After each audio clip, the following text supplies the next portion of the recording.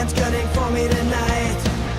I spent the last week running from the heat, but the beat's coming alive. Let's get lost tonight. Lord, who's on my right?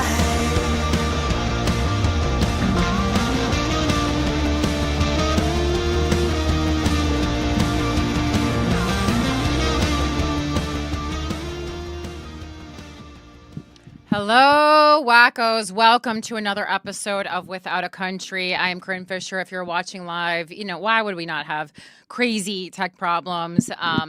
Sorry about that. Thanks for waiting. We want to do a live show because it's fun, but also, if even Netflix sometimes has issues with their live shows, certainly this dog and pony show gonna have some issues. So thank you for your patience if you're waiting around to watch live, and welcome to all of our new followers. We got a lot of new followers after last week's episode about the Charlie Kirk assassination. So yeah, we're going to get right into it just since we are starting so late. We have a little segment that we want to do and someone's waiting. I want to be respectful of everybody's time. Real quick, before I got into the studio, I did a little bit of an Instagram reel about this because it had just broken. Shout out to Crystal for bringing that to my attention as I was putting the show together. But we have yet another late night talk show host down. First, it was Colbert. They talked about it being financial, and we're like, okay, well, maybe we could believe it once. Maybe we could believe this once. Now, Jimmy Kimmel's gone. And, not 100% fired the way Stephen Colbert was, but he is indefinitely pulled off air because of the comments he made about the Charlie Kirk assassination. This is in all the news sources, but I'm pulling right now from the New York Times. It says ABC pulls Jimmy Kimmel off air for Charlie Kirk comments. Mr. Kimmel faced criticism from the chairman of the Federal Communications Commission for remarks about the motives of the man who is accused of killing Mr. Kirk, the conservative activist. What I'm going to say right out of the gate is it's crazy that we are holding late night TV talk show hosts to higher information quality standards than our elected officials. I'm going to say that right there because everyone a lot of people were deleting tweets is all I'm going to say, because everyone jumped to a conclusion on this. And what's the point? I mean, right now, the problem with having all of our elected officials on social media is that they are going to start acting like influencers or like news sources. And, it's basically everyone rushed to break the news first, right? Kind of like the game that I used to play on Twitter where I tried to be the first one to tell you when a celebrity died because I have some kind of a mental illness that soothed. But it's not, it's not really a bit when your elected officials are racing to conclusions, certainly not when there are conclusions that divide the country further than we are already divided right now. The article goes on to say ABC announced on Wednesday evening tonight that it was pulling Jimmy Kimmel's late night show indefinitely after criticism of comments he made on his Monday program about the motives of the man who is accused of fatally shooting the conservative activist Charlie Kirk. The abrupt decision by the network, which is owned by Walt Disney Company, came hours after the chairman of the Federal Communications Commission, Brendan Carr, assailed Mr. Kimmel's remarks and suggested that his regulatory agency might take action against ABC because of them. In his opening monologue on Monday, Mr. Kimmel had addressed the killing of Mr. Kirk by saying, "We hit some new lows." This is quote, "We hit some new lows over the weekend with the MAGA gang desperately trying to characterize this kid who murdered Charlie Kirk as anything other than one of them and doing everything they can to score political points from it." So, I mean, in this scenario, we are all guilty on both sides of jumping to conclusions, right? Because this happened because of who Charlie Kirk is. Immediately, everyone, on the right assumed that it had to be someone on the left because, oh my God, no one on the right would kill Charlie Kirk. Then it is, revealed that it is supposedly, allegedly, this guy, Tyler Robinson, his, own family turns him in. He's a 22-year-old white guy. And he, has spent time, in Utah. I don't know if he's from originally Utah. I have to look that up, but, went to school, spent time in Utah, lives in so everyone's just like, oh, he's a conservative. People assume that if you're like white, you wear like Oakley style sunglasses and you can shoot a gun, that you 100% must be a conservative. And it's so funny to me that people just assume that on the left, because I would say like 50%, if not more, of my friends on the left, their parents voted MAGA, right? I feel like I'm in the minority for having parents that didn't vote MAGA, who also are liberals. I feel like I'm definitely in the minority for that group. So to just assume because someone comes from a conservative family that they, as a young person, must also be conservative was an interesting assumption that the left made. And now, then the next step was that it was revealed that Tyler Robinson had actually been living away from home and was living with a transgender roommate who they were like calling roommate, then calling partner, unsure. Also, now everyone's saying all these things are fake. So basically, let's just go back to next Wednesday because we still seemingly don't know what the fuck is going on. We don't know if Tyler Robinson's really the guy who did it. We don't know if this is some kind of a plant. We don't know what's going on. Everyone, and this is not just the right with these conspiracy theories, it's also the left. A lot of left people also saying that they don't believe this Tyler Robinson is the guy. So anyway, that all goes to say that what he said was, we hit some new lows over the weekend with the MAGA gang desperately trying to characterize this kid who murdered Charlie Kirk as anything other than one of them and doing everything they can to score political points from it. That's it. I don't think that's any more misinformation than a myriad of other people spread online. We've talked about this before. I also am kind of like, are we doing a news show or are we doing a comedy show? And I am not a big fan. I went out of my way to, separate this so I could have serious conversations on this show from other types of more lighthearted or funny shit I do, so that there wasn't that confusion. I think it is confusion, especially in the fast-paced world that we live in. We're consuming things so quickly, and we like the satisfaction of kind of knowing what someone's point of view is in the world before we ingest something that they talk about on a particular issue. I've been experiencing that a lot this week. Like, there were so many people on the right who I don't even think they watched my video about Charlie Kirk and assassinations. I think they just assumed she's on the left. She's happy that he got assassinated. When in reality, that's not at all what I said. And I researched and presented something that I felt was pretty sound. And, either should not aggravate anyone or should aggravate both sides. But I still saw people from the right coming in with like, this fucking libtard feminist cunt bitch, almost 40, fucking no kid, and I go, did you even fucking read it? I mean, for someone on the left to say, I don't think Charlie Kirk should have been assassinated, that's about as liberal as you're going to get from that's about as moderate as you're going to get from a liberal on the matter. I don't think any liberal is going to be like, man, he's inspired me so much and I just can't even believe this happened. I'm heartbroken. Like, that's not going to happen, And, rest in peace. I'm sorry that your gay idol, Kristen Chenoweth, was a big Charlie Kirk head. I know that was hard for the gay community this week, so thoughts and prayers. The article goes on to say conservative activists described those comments as mischaracterizing the political beliefs of Tyler Robinson, the accused shooter, who wrote in private messages that he objected to Mr. Kirk's hatred. The authorities have not identified which of Mr. Kirk's views that the suspect found hateful, but his mother said that her son had shifted toward the political left over the last year and had become more pro-gay and trans rights oriented, according to prosecutors. Mr. Carr, in an interview on a right-wing podcast on Wednesday, said that Mr. Kimmell's remarks about the suspect were part of a concerted effort to lie to the American people. Yeah, Jimmy Kimmel's the one behind that, not the Trump administration. You got us.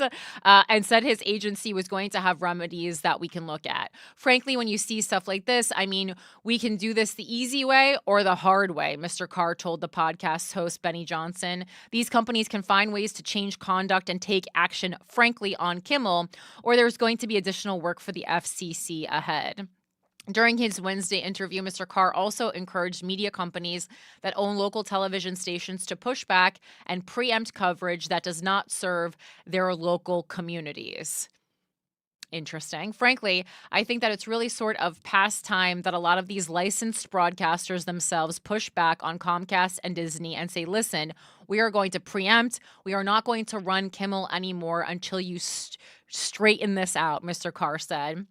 Comcast is the parent company of NBC. One broadcasting company, Nexstar, appeared to heed Mr. Carr's encouragement shortly before ABC announced the suspension. Nexstar said that it would air other shows on its local ABC affiliates in place of Jimmy Kimmel Live for the foreseeable future. Nexstar strongly objects to recent comments made by Mr. Kimmel concerning the killing of Charlie Kirk and will replace the show with other programming in its ABC-affiliated markets, the company said in a statement. Mr. Carr expressed approval for Nexstar's decision, thanking the company in a post on X for, quote, doing the right thing. He added, I hope that other broadcasters follow Nexstar's lead. Nexstar is among the largest operators of TV stations in the United States. Its chief executive, Perry Sook, has struck a series of audacious deals over the decades to knit together a sprawling network that stretches across the country. Mr. Sook and Nexstar may soon have a major piece of business before the federal government, having just announced a deal to acquire Tegna, one of its biggest rivals, for $6.2 billion. The deal is sure to receive scrutiny from the Trump administration, particularly the FCC, which has in recent months put media mergers under a microscope. Well, this is fun. We're turning into China. Everyone's so scared of China. Be scared of your own country, right? They're coming for our entertainment now.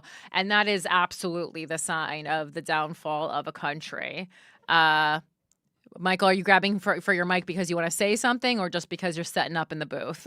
No, I mean, I was, yeah, I mean, the on that same vein, Larry Ellison just bought TikTok and is now making a bid to get CNN, get Warner Brothers, which would include CNN in the package. So it's like, this is now a company that just bought CBS. Now they're going to own CNN. Like, how far down the rabbit hole? Like, it is beyond that. They do want to own everything you think. And when you say they, how does this have to do with Israel? Well, I mean, just what triggered it for me more than anything was the. Well, I'm trying to get what you're getting at, because Larry Ellison is Jewish. I know that. No, not what I was getting at. Okay. What I was getting at was you talking about the Chinese spy state. Oracle is what built that for China, largely. Like, Oracle it's where the vast majority of Larry Ellison's fortune came from, is, setting up the in-house surveillance network for China. Right. This dude he just bought TikTok.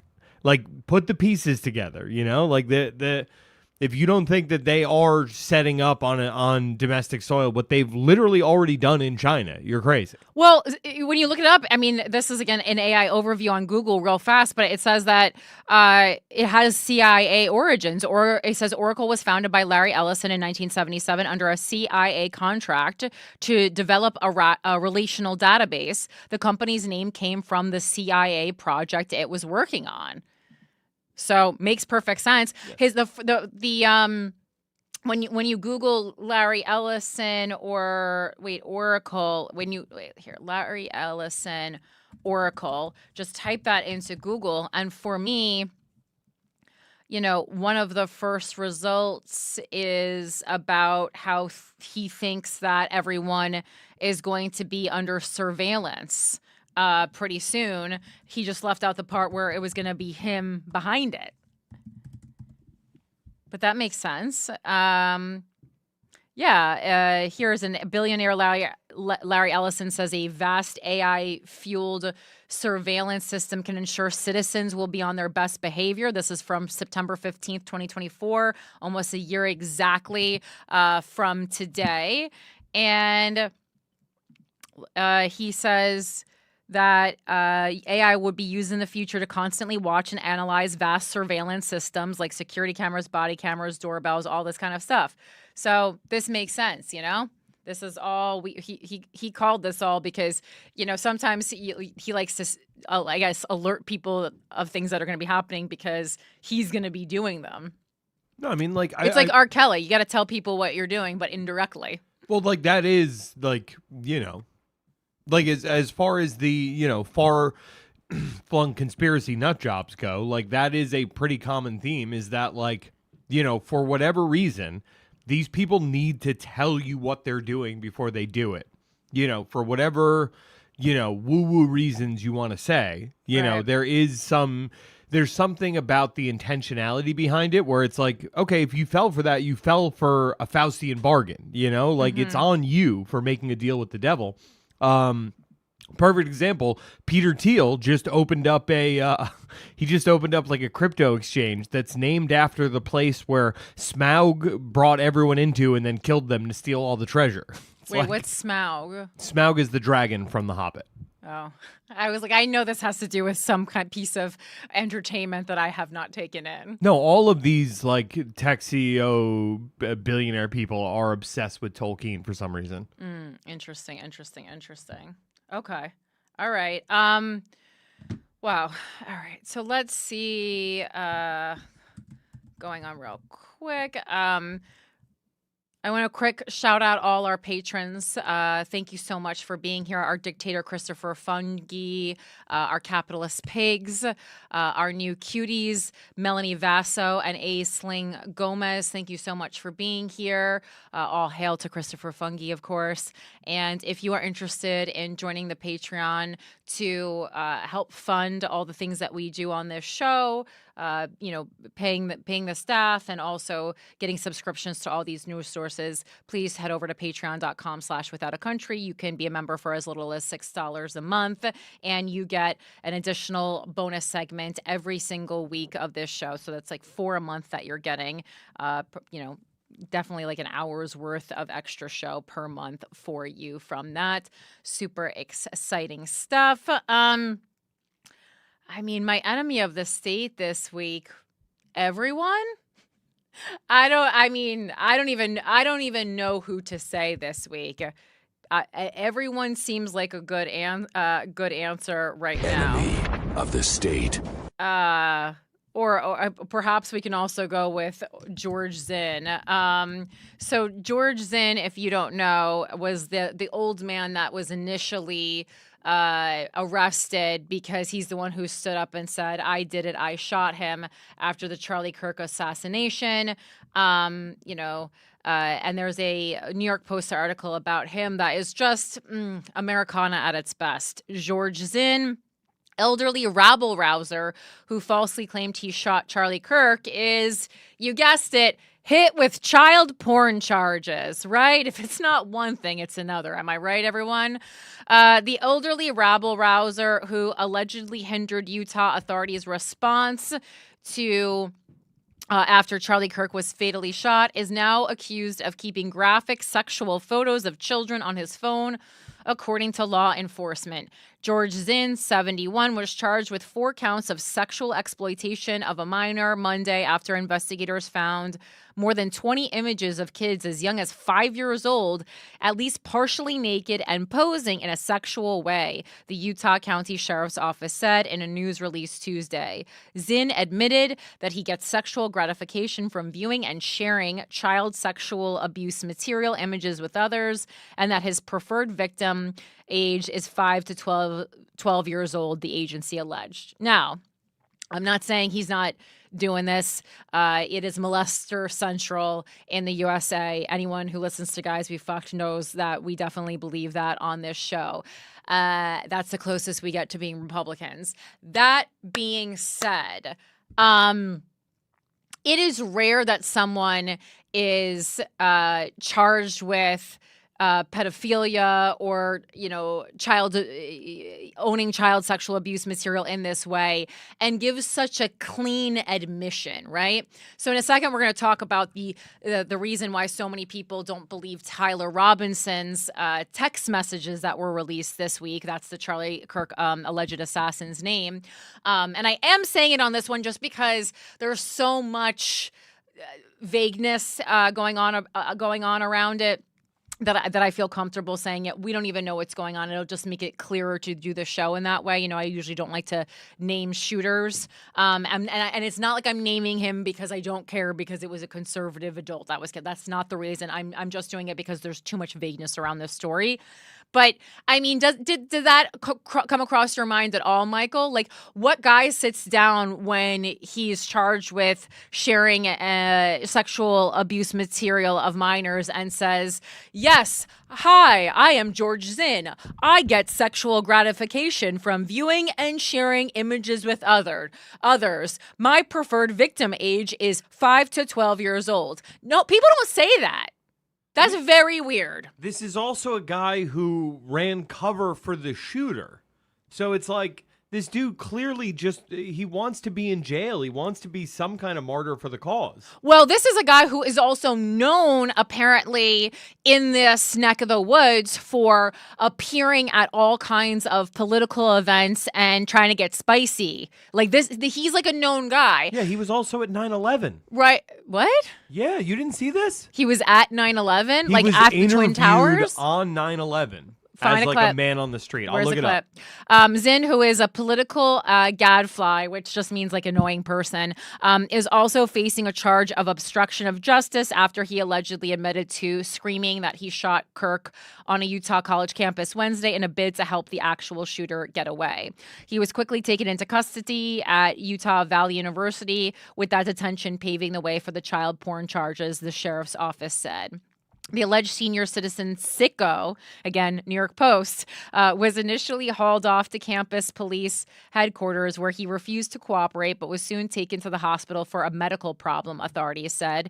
He, quote, fessed up to not being the shooter there, and investigators successfully requested if they could take a look at his phone. And it's also like, you don't forget that you have excessive amounts of child pornography on your phone. So, like, if he's saying, you can look at my phone without retaining a lawyer. As he handed it over, Zinn admitted to state and federal agents that he uses the electronic device to check out inappropriate images of children, the sheriff's office said. I guess he could just be like a completely mentally unstable guy that he's offering all this information so willingly. Those agents did see several images on the phone of prepubescent girls scantily dressed, the agency said. A search warrant was obtained Monday that led investigators to find the 20-plus illicit images and several very graphic sexual text threads in which Zinn shared images with other parties, according to authorities. Zinn is being held in county jail. Footage of the old man being cuffed and dragged away quickly circulated online in the immediate aftermath of the shooting. He reportedly screamed, "I shot him, now shoot me," even though he was unarmed at the time of his arrest.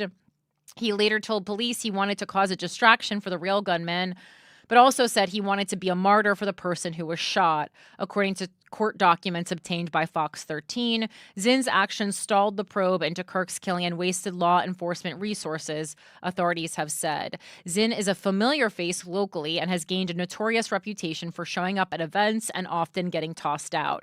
He faces numerous trespassing arrests as a result. Almost every political event you could think of, there was always George somewhere in the background listening, Salt Lake County District Attorney Sim Gill told the Salt Lake Tribune.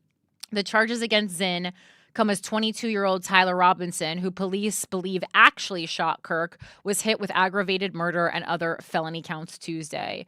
Robinson was captured more than 30 hours after he allegedly assassinated the popular conservative commentator and married father of two. Authorities also made clear there is no evidence Robinson and Zinn colluded during the assassination. And then it talks about funeral arrangements for Charlie Kirk. And what my favorite part about this article is that an ad for a sausage McMuffin with egg keeps popping up. America, America. Only $2.50 now, guys. That's a pretty good deal for a breaky sandwich, a brekkie sandwich. All right. Let's see what is going on now. Moving some stuff around on this dock. We are just full to the brim right now. All right, I want to get into the segment because I know we have someone waiting, and I don't want to keep him longer than he needs to be here.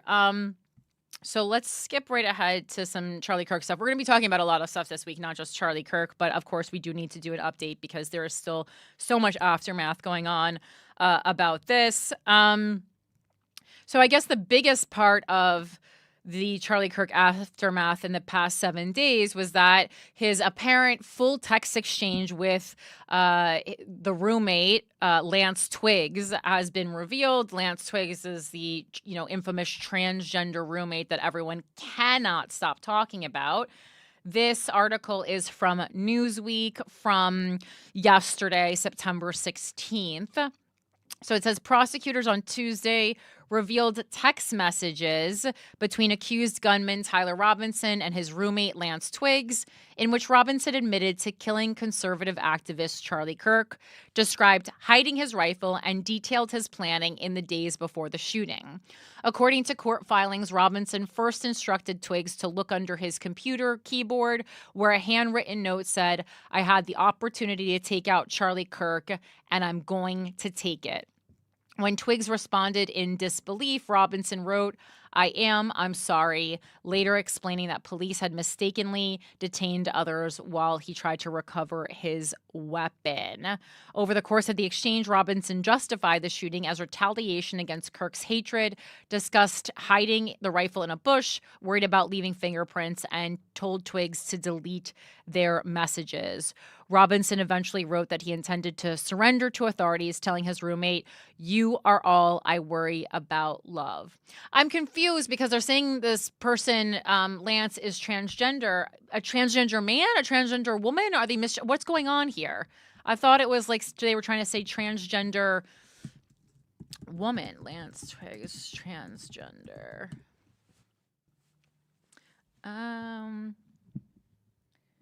Trans man, or I don't even know what's going on. I'm honestly just looking up so I can use the right pronouns. But oh my god! And then you look that up, and then New York Post says Charlie Kirk assassination suspect had furry fixation, and his trans boyfriend proclaimed support for Biden on social media. Yeah, because it looks like it was like transitioning female. And also like the attacks tend to be on trans women more than trans men, but I don't want to take anyone out of it. Anyway, this is, we're going to get into the text exchange now. Lot of stuff going on. All right. So it's in text exchange. All right, so we'll just read it from BBC. All right, so Mike, I'm going to drop this BBC link into the document under where it says text messages, and this is a script, and let's just do a little back and forth. It'll be easier if you read it with me. Here, do you see it? Yeah. Okay, so you can be Tyler Robinson, and I'll be the roommate. I think that's the appropriate casting for this. Okay. And we can just start on Robinson's first line. Drop what you are doing. Look under my keyboard. I'm trying to get into character here. Oh, sorry. I don't mean to. Drop what you're doing. Look under my keyboard. Okay. What? And then it says, I'll read the parentheticals. When the roommate looked under the keyboard, there was a note that allegedly read, "I had the opportunity to take out Charlie Kirk, and I'm going to take it."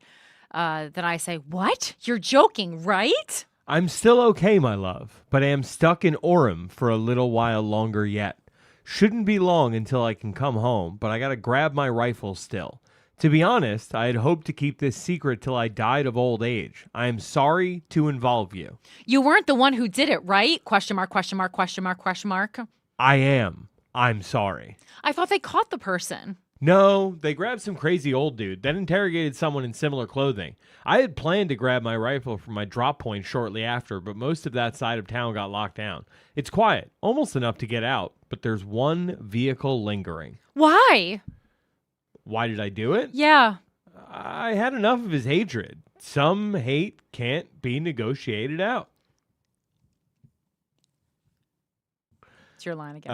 If I'm going to be able to grab my rifle unseen, I will have left no evidence. Going to attempt to retrieve it again. Hopefully they have moved on. I haven't seen anything about them finding it. How long have you been planning this? A bit over a week, I believe. I can get close to it, but there's a squad car parked right by it. I think they already swept that spot, but I don't want to chance it.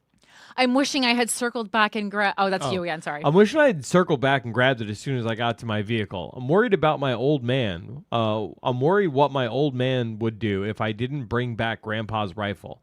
I don't even know if it had a serial number, but it wouldn't trace to me. I worry about prints. I had to leave it in a bush where I changed outfits. Didn't have the ability or time to bring it with. I might have to abandon it and hope they don't find prints. How the expletive will I explain losing it to my old man? Only thing I left was the rifle wrapped in a towel. Remember how I was engraving bullets? The expletive messages are mostly a big meme. If I see notices bulge uwu on Fox New, I might have a stroke, all right? I'm going to have to leave it, but that really effing sucks. Judging from today, I'd say Grandpa's gun does just fine. I don't know. I think it was a $2,000 scope. Delete this exchange. My dad wants a photo of the rifle. He says Grandpa wants to know who has what. The feds released a photo of the rifle. It is very unique. He's calling me right now, not answering.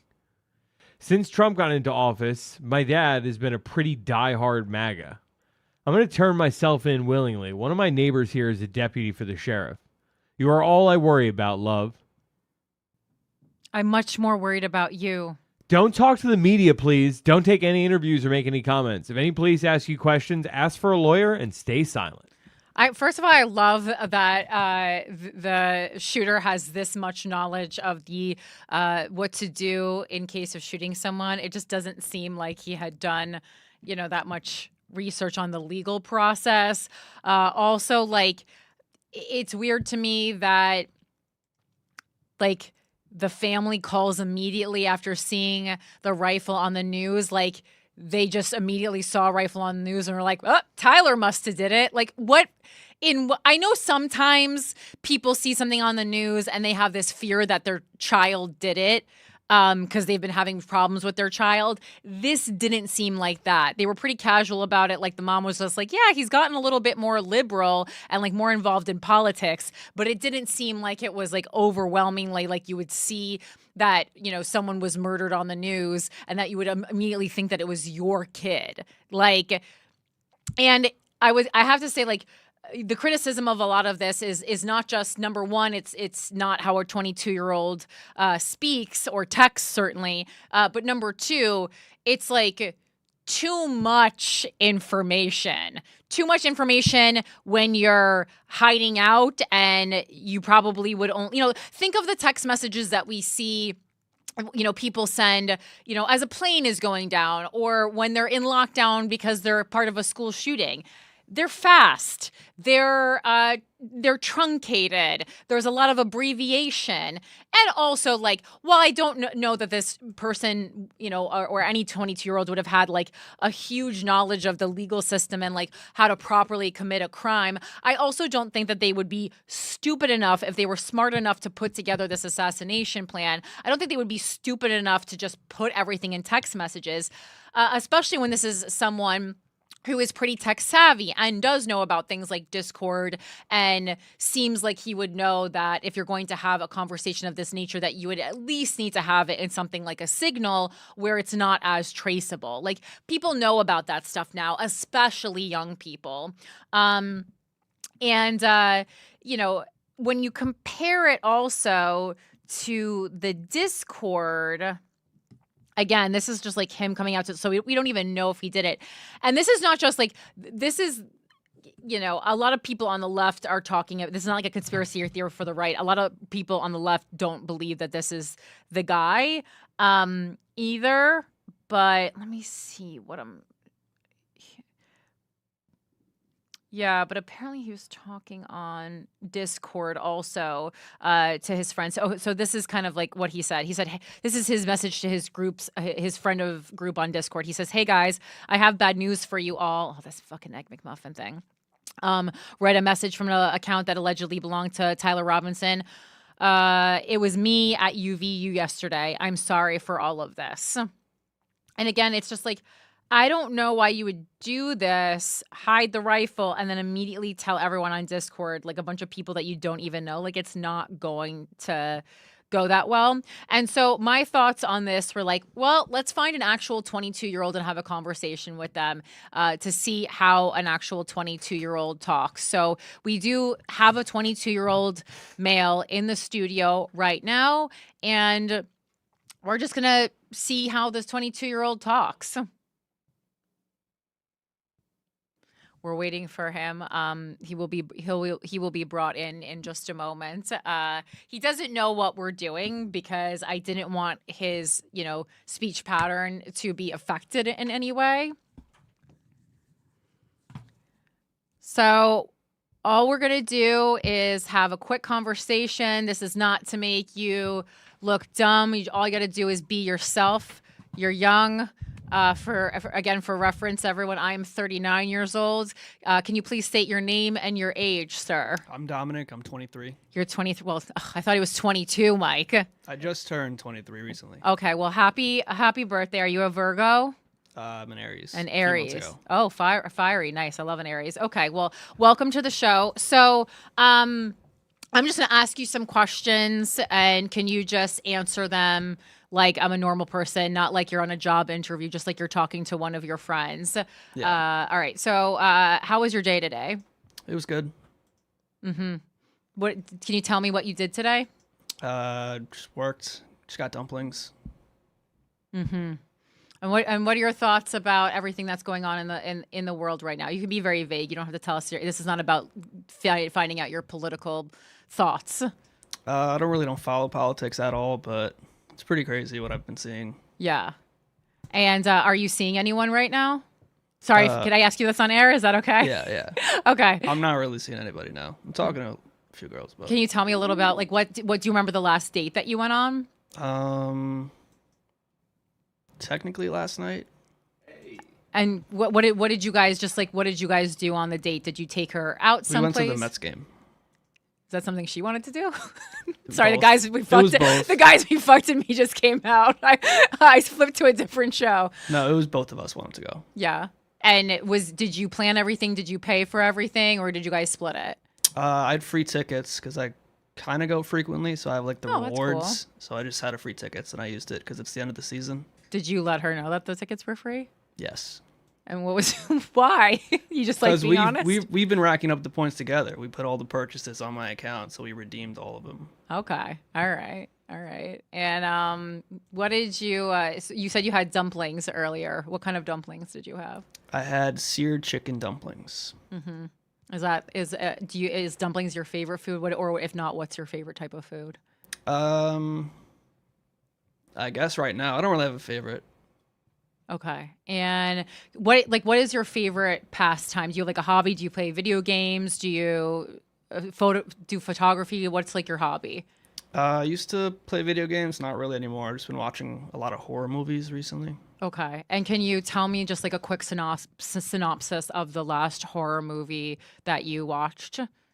So, like, did you see Weapons? No, I've been waiting to see that. That's I'm good. waiting for it to be cheaper on rental. It's like $20 to rent it right now. I don't want to spend that much money. Yeah, it is good. It's one of my. I'm a big horror movie person too, so I think it is worth seeing. But yeah, the rentals are pretty expensive. Yeah, I just watched. It has 3 different names. Like I don't even remember half of them. It's called. I don't even remember the name. It was such a shitty horror movie. This guy has like some disease, so he goes back to his hometown to find out he's a descendant of like this inbred royalty family. Uh-huh. And he's slowly dying. He has like this blood disease that's killing him. So he tries to figure out what's wrong with him. And he finds out he's like some inbred creature that has been tested on through like his family did a bunch of mutations throughout their bloodline, and he's like trying to find out what's wrong with them, and he just goes crazy. Okay, interesting. And now when you're talking to this girl that you're seeing via text message, what is like how long are your responses usually? Like can you like reference your text and like tell me how long your response is usually? You don't have to even read me what you're saying. Just like, there's this kind of trope that women will write like a long paragraph and men will respond in like 3 words. Do you feel like that is true of you, or do you find yourself writing big paragraphs back to her as well? It depends on the conversation, but I type out some long messages. And what are they about? Like, what is something that motivates you to answer long form to her? Just depends if I'm interested in the conversation. Uh-huh. I don't know. I don't really have any examples. Do you have a nickname for her, or do you have like a term of endearment that you call her? No. You just call her by her name. You don't say. I mean, I don't think you are. You guys in love or? No. No. So but you don't have any kind of pet name. You just call her by her name. Yeah, for the most part, just. And then this is the last question. What's the most romantic thing how long have you guys been dating, first of all, or seen each other? We're not dating, but we've You're been just like talking? on and off for a while. It's Okay. complicated.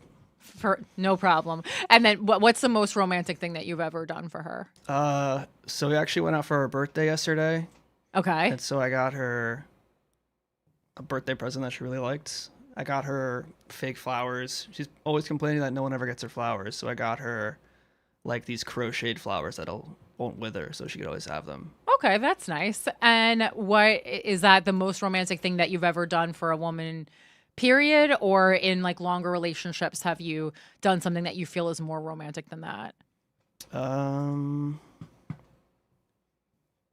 I guess I'm the most romantic with her. I guess I would put it as that. Okay, cool.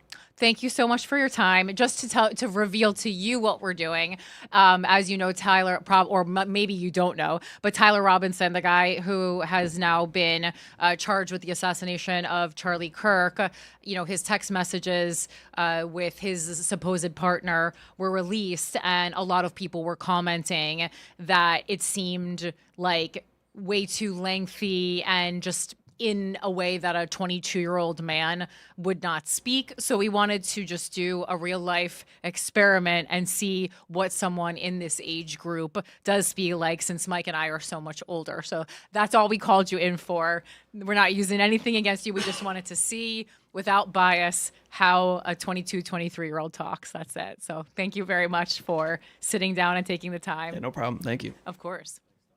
So, Mike, now, what is your after hearing this? What is your assessment compared to the text exchange that you and I just wrote? Dude, the text exchange we just read. Somebody tweeted today that you could tell from the forgery for what's his name? Lee Harvey Oswald. Like the forgery of his Russian letters were written by an Oxford grad who had like incredible prose. They've given us AI drivel slop in their cover-ups now. They've gotten so lazy. What if I asked, should I ask ChatGPT? Am I gonna end up in jail if I ask ChatGPT? No, people have done that. People have literally done what you're about to do. I assumed they had. Feed those text messages into ChatGPT and see what it says. Oh, no, I was gonna ask, can you please create, and I know some people have problems with ChatGPT. It's actually extremely important to use ChatGPT for this show to be able to compare to what is AI and what is not. Can you please create a text exchange between 22-year-old who just assassinated a prominent political commentator and their boyfriend / or girlfriend. We'll just keep it open. We don't need to get the trans thing involved. Yeah, you don't want to confuse AI. Oh boy. Create a short text message. I just want to see what ChatGPT says to me. Okay. Well, it says I need to pause here. I can't create fictional material that depicts or encourages assassination of real people, No, it's even as a hypothetical text exchange. What? it's not promoting it. Okay.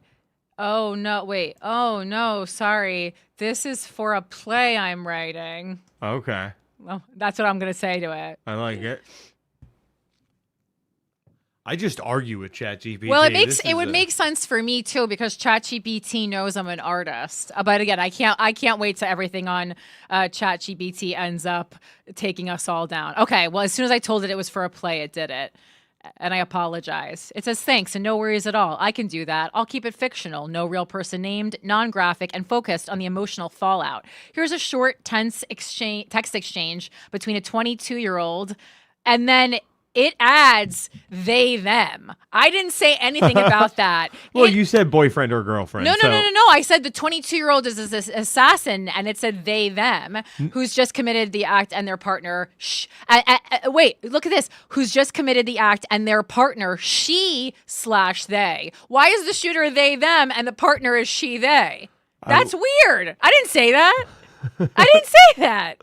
And also, they is like when you are non-binary. It's like specific. It's not for either or. It should say she or he. You know. And then, all right. So the assassin, and it's somehow using my name. Great. Okay. So it says you 22.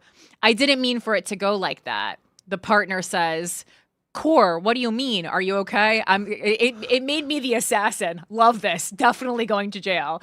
Then I say, me, the assassin, who's 22, said, it's done. He's dead. I shot him. And it says, it has like, I told him it's a play, so that's why it's written like that. Then the partner goes, what? You're not making sense. Me, assassin, says, the commentator, the one on TV. I followed him today.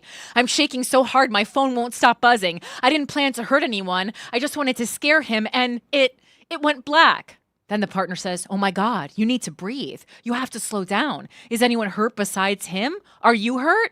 Then I say, no physical injuries. My hands are bleeding from the cold. My chest feels like someone put a fist in it. I'm outside, in the alley. I kept thinking it would make sense afterwards. It doesn't. Then my partner goes, Core, listen to me. Also, no one calls me Core. Core, listen to me. This is huge. You can't stay there. You need to be somewhere safe, and we need to call a lawyer. You shouldn't post anything. Don't delete anything either. Then I say, I don't know if I can call. I keep hearing his laugh and the camera flashes. I thought I was invisible. The partner says, I know you thought you were fighting something bigger than yourself, but this is real blood, Core. You said you wanted to change the world, not become a monster. You have to let me help. Give me your location. Don't move. Stay where you are. Then I say, I'm terrified of what you'll think of me. I'm terrified of what I think of me. Well, it's kind of a good line. Then the partner says, I love you. I'm terrified too, but running won't fix it. I'm on my way. Don't talk to anyone else. Keep your phone on. Hold on to me, even if it's just by texting. And then I say, okay, I'll wait. I'm so sorry. And then my partner says, stay with me. Breathe. We'll get through this, but you have to be honest about everything. No secrets. No theatrics. Just the truth. All right, well, now I'm definitely convinced that this was faked. This is like the energy of what we read. I don't want to be Miss Conspiracy Theory now. I really don't. But the amount of, just the amount of detail that was given in that text exchange for, again, a young person who I think understands how traceable things like text messages are. Like, bare minimum, I think that if anyone understands that, it's actually young people. A lot of exposition. That's what I would say. It's like when you write something. It's like when you write a bad story when you're in middle school. Just like way too much exposition, or like a soap opera. Just way too much exposition. And what I noticed with Dom when we had our conversation is, I was trying to look for a couple things. Number one, like how romantic he was and how he talked to his partner, because this person says, my love a lot. I can't remember what it was like dating in my 20s. And even in my 20s, I really wasn't dating very many men in their 20s. Like, I don't even think I at all. But, not too long ago, like 4 or 5 years ago, I did date someone in their early to mid 20s, and it was pretty romantic. And I could see him saying stuff like my love, and did say stuff like my love. So like that to me, I was like, okay, I'm not sure. I was like, I actually find young guys a lot of time to be more romantic than older guys. But the thing that stuck out the most for me with the conversation with Dom is how short his answers were and how little detail he gave about everything, everything that we talked about. And that is, classic straight man behavior. I don't know Tyler Robinson. We don't really know what his sexual orientation is. That's like still kind of unclear how he identifies. But it didn't seem like it was overly detailed. And also, it seems like they had printed the text messages in the same way they found them, like with the same abbreviations. I also thought there was a real lack of abbreviation. Only a couple things were abbreviated. If you've ever texted with a young person, even me at 39, I abbreviate a lot more in text messages than was in that text message. And again, I don't know if they cleaned up the spelling or whatever. Usually they don't do things like that. Usually when they are printing something, they are supposed to print it as it was found. And also, like, besides a lack of apostrophes, there was pretty much no spelling errors. And I cannot imagine that in a text exchange. That doesn't make sense, especially when you would be under the stress of hiding because you just murdered someone. You just wouldn't be typing things that big paragraphs. I feel like it would be more like smaller things. And again, I hate this. I do not want things to be untrue. I don't want to start conspiracy theories. When it originally came out, I was just like, okay, I guess this is who did it. But then also even reading it out loud with you made it seem even more fake than when I read it on paper in the silence of my own home. Did you feel that way? I know you kind of thought it was fake to begin with, but you also kind of traditionally lean into conspiracy theories a bit more than I do. Well, I mean, Yeah, I don't know. I said it last week. Nothing about this, felt right. The whole thing felt fishy. So, right. Yeah, I mean, definitely my guard was certainly up for that, from the jump. But no, I just didn't. I nothing about that text exchange makes me feel like, oh yeah, this is completely on the level and above board and all that. Well, yeah, and even like I talked about last week, Jolly Good Ginger, super interesting lefty influencer. Even he is talking about how he does not think this is real. I saw a lot of like who I feel to be reputable people talking about it. So that is quite interesting. But yeah, I mean, while we're on the topic, obviously Erica Kirk seemingly threatened us that Charlie Kirk's legacy would go on. Erica Kirk is the widow of Charlie Kirk. And for episode 1, our own vice president, J.D. Vance, took over Charlie Kirk's show. And now Ben Shapiro, it seems, is taking over after that. Was that always the plan, Mike? Or were people just so appalled that the vice president had a podcast that they shifted things a little bit? No, I mean, we're talking within, I want to say, 24 hours, I saw Ben Shapiro saying that he was going to be heavily involved in the Charlie Kirk show. I saw that too, and then I was confused because because it was like seemingly announced that like JD Vance was like taking over, and then also in the comment sections of a lot of things on Instagram, I saw a lot of anti-Semitic comments, against Ben Shapiro, because part of the appeal with Charlie Kirk was that he was kind of this young Christian, and I think a lot of Christians feel like there needs to be more, especially like young, outspoken Christians, and that's good for them.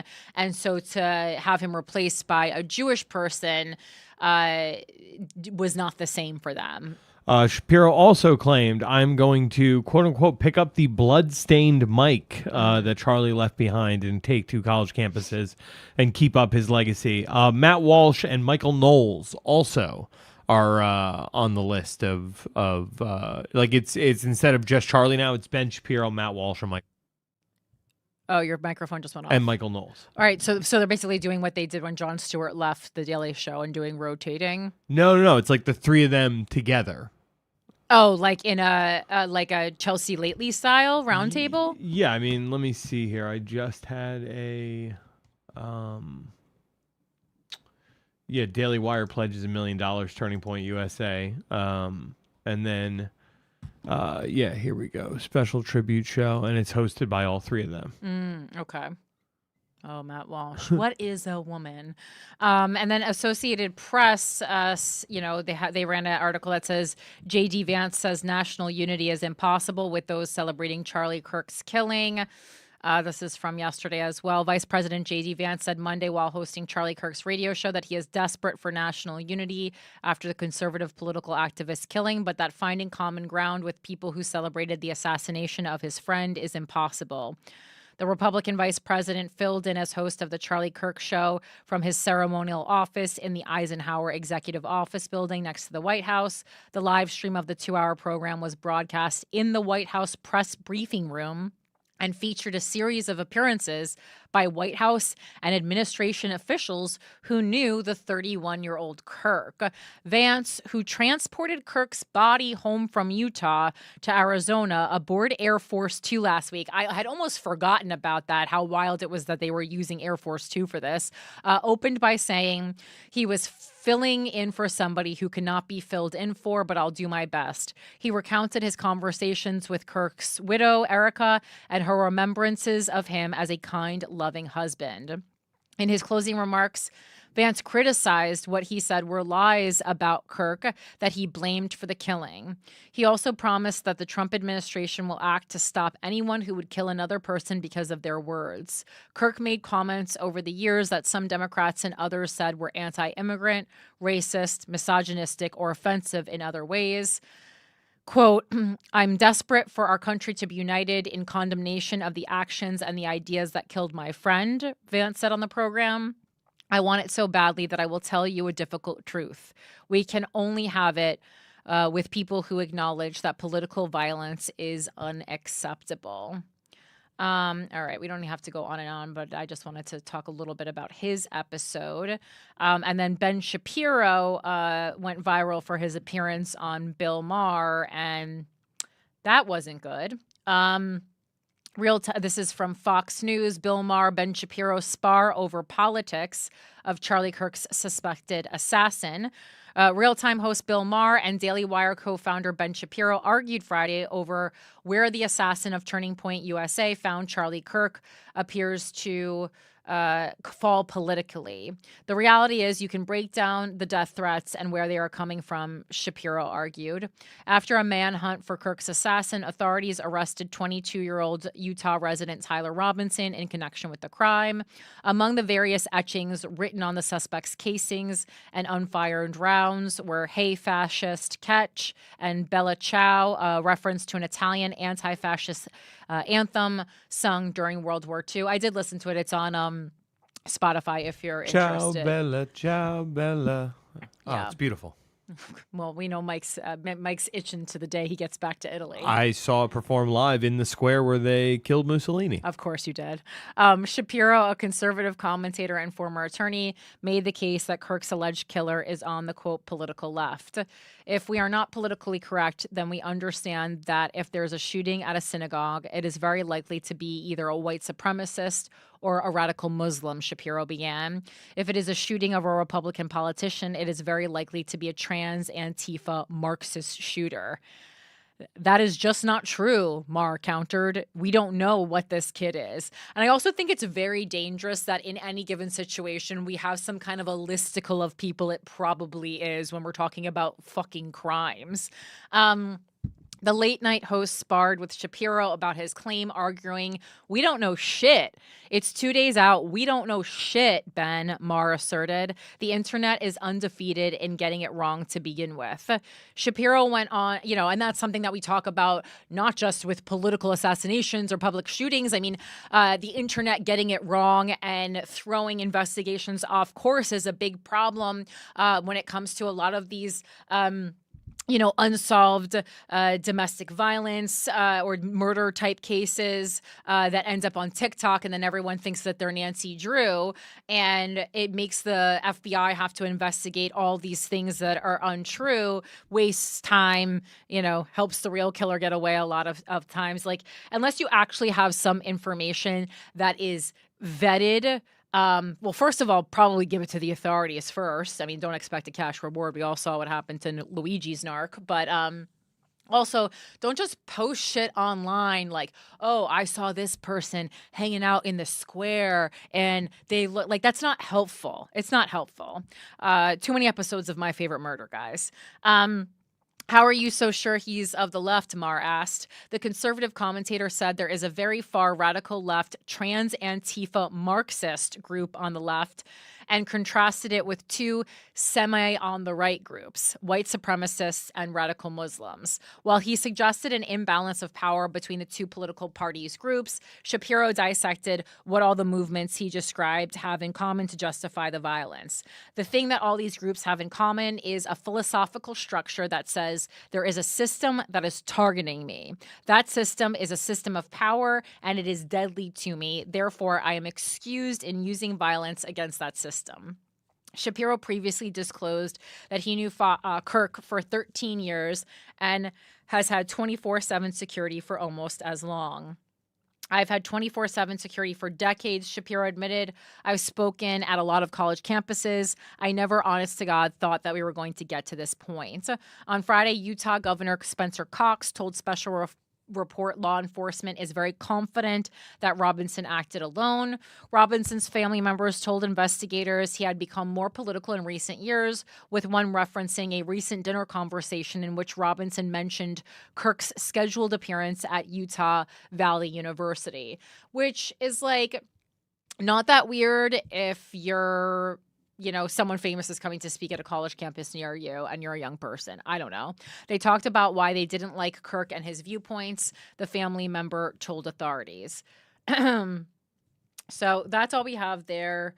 Also, as Jasmine, they all laid into Kash Patel this week. And as Jasmine Crockett pointed out, like, we wouldn't, like, Kash Patel is taking all this credit and giving all this credit to the FBI for finding Tyler Robinson, and everyone's like, you didn't find him. You're like, he literally said online that he did it, and it still took his own father to turn him in. You did jack shit. But, as is... and this is not like the Trump administration has developed this method. This is a method that they kind of talk about, if not fully, I haven't read it in a long time, in the Laws of Power, Robert Greene's book. Basically have someone else do the work for you and take credit for it. Like, that's one of the major ways to become a powerful person without breaking a sweat. And Trump has several copies of that book.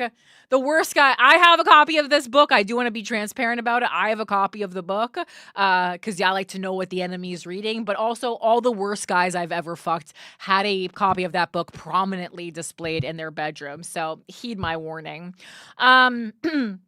Let's see. Although I follow Robert Greene. I like him. I think he's very interesting. All right. And he's married to like a badass a female filmmaker. Let's see. I'm going a little bit out of order because so much wild shit is happening. All right. Let's quickly go into Girl right now. I have an inbox full of interesting things from you guys, but it's just been a really fucking wild week of news. So I do have to get into some other stuff right now. First, the UN has officially called what's happening in Gaza a genocide. I know, Mike is not really moved by this, but I think it is worth mentioning. And then Bernie Sanders released, an op-ed on his own government website. It's sanders.senate.gov today. And it says it is genocide. So I wanted to share that with you. It says Hamas, a terrorist organization, began this war with its brutal attack on October 7th, 2023, which killed 1,200 innocent people and took 250 hostages. Israel, as any other country, had a right to defend itself from Hamas. But over the last 2 years, Israel has not simply defended itself against Hamas. Instead, it has waged an all-out war against the entire Palestinian people. Many legal experts have now concluded that Israel is committing genocide in Gaza. The International Association of Genocide Scholars concluded that Israel's policies and actions in Gaza meet the legal definition of genocide, which we talked about on this show and concluded for ourselves that it was a genocide. The Israeli human rights groups B'Tselem and Physicians for Human Rights Israel have reached the same conclusion, as have international groups like Amnesty International and Human Rights Watch. Just yesterday, an independent commission of experts appointed by the United Nations echoed this finding. These experts concluded that it is clear that there is an intent to destroy the Palestinians in Gaza through acts that meet the criteria set forth in the Genocide Convention. I agree. Out of a population of 2.2 million Palestinians in Gaza, Israel has now killed some 65,000 people and wounded roughly 164,000. The full toll is likely much higher, with many thousands of bodies buried under the rubble. A leaked classified Israeli military database indicates that 83% of those killed have been civilians. More than 18,000 children have been killed, including 12,000 aged 12 or younger. For almost 2 years, the extremist Netanyahu government has severely limited the amount of humanitarian aid allowed into Gaza and thrown up every possible hurdle to the United Nations and other aid groups trying to provide life-saving supplies.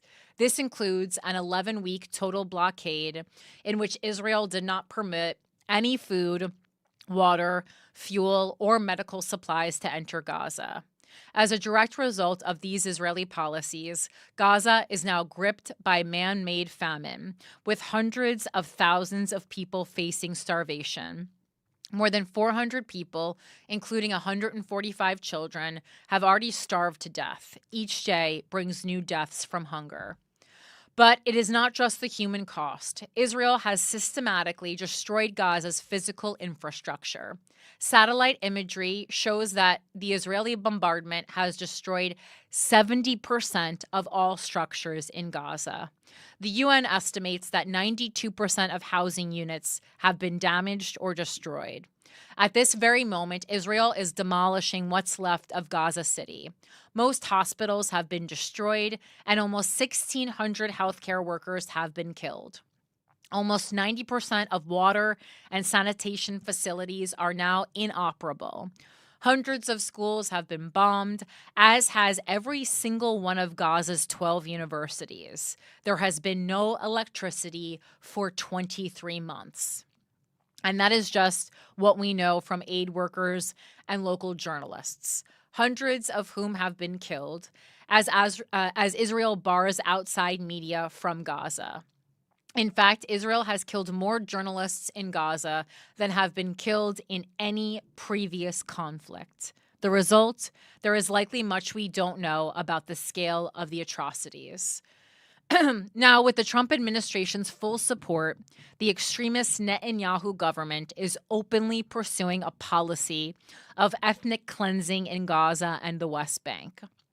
Having made life unlivable through bombing and starvation, they are pushing for voluntary migration of Palestinians to neighboring countries to make way for President Trump's twisted vision of a Riviera of the Middle East, which we've heard him talk about. That's not hidden.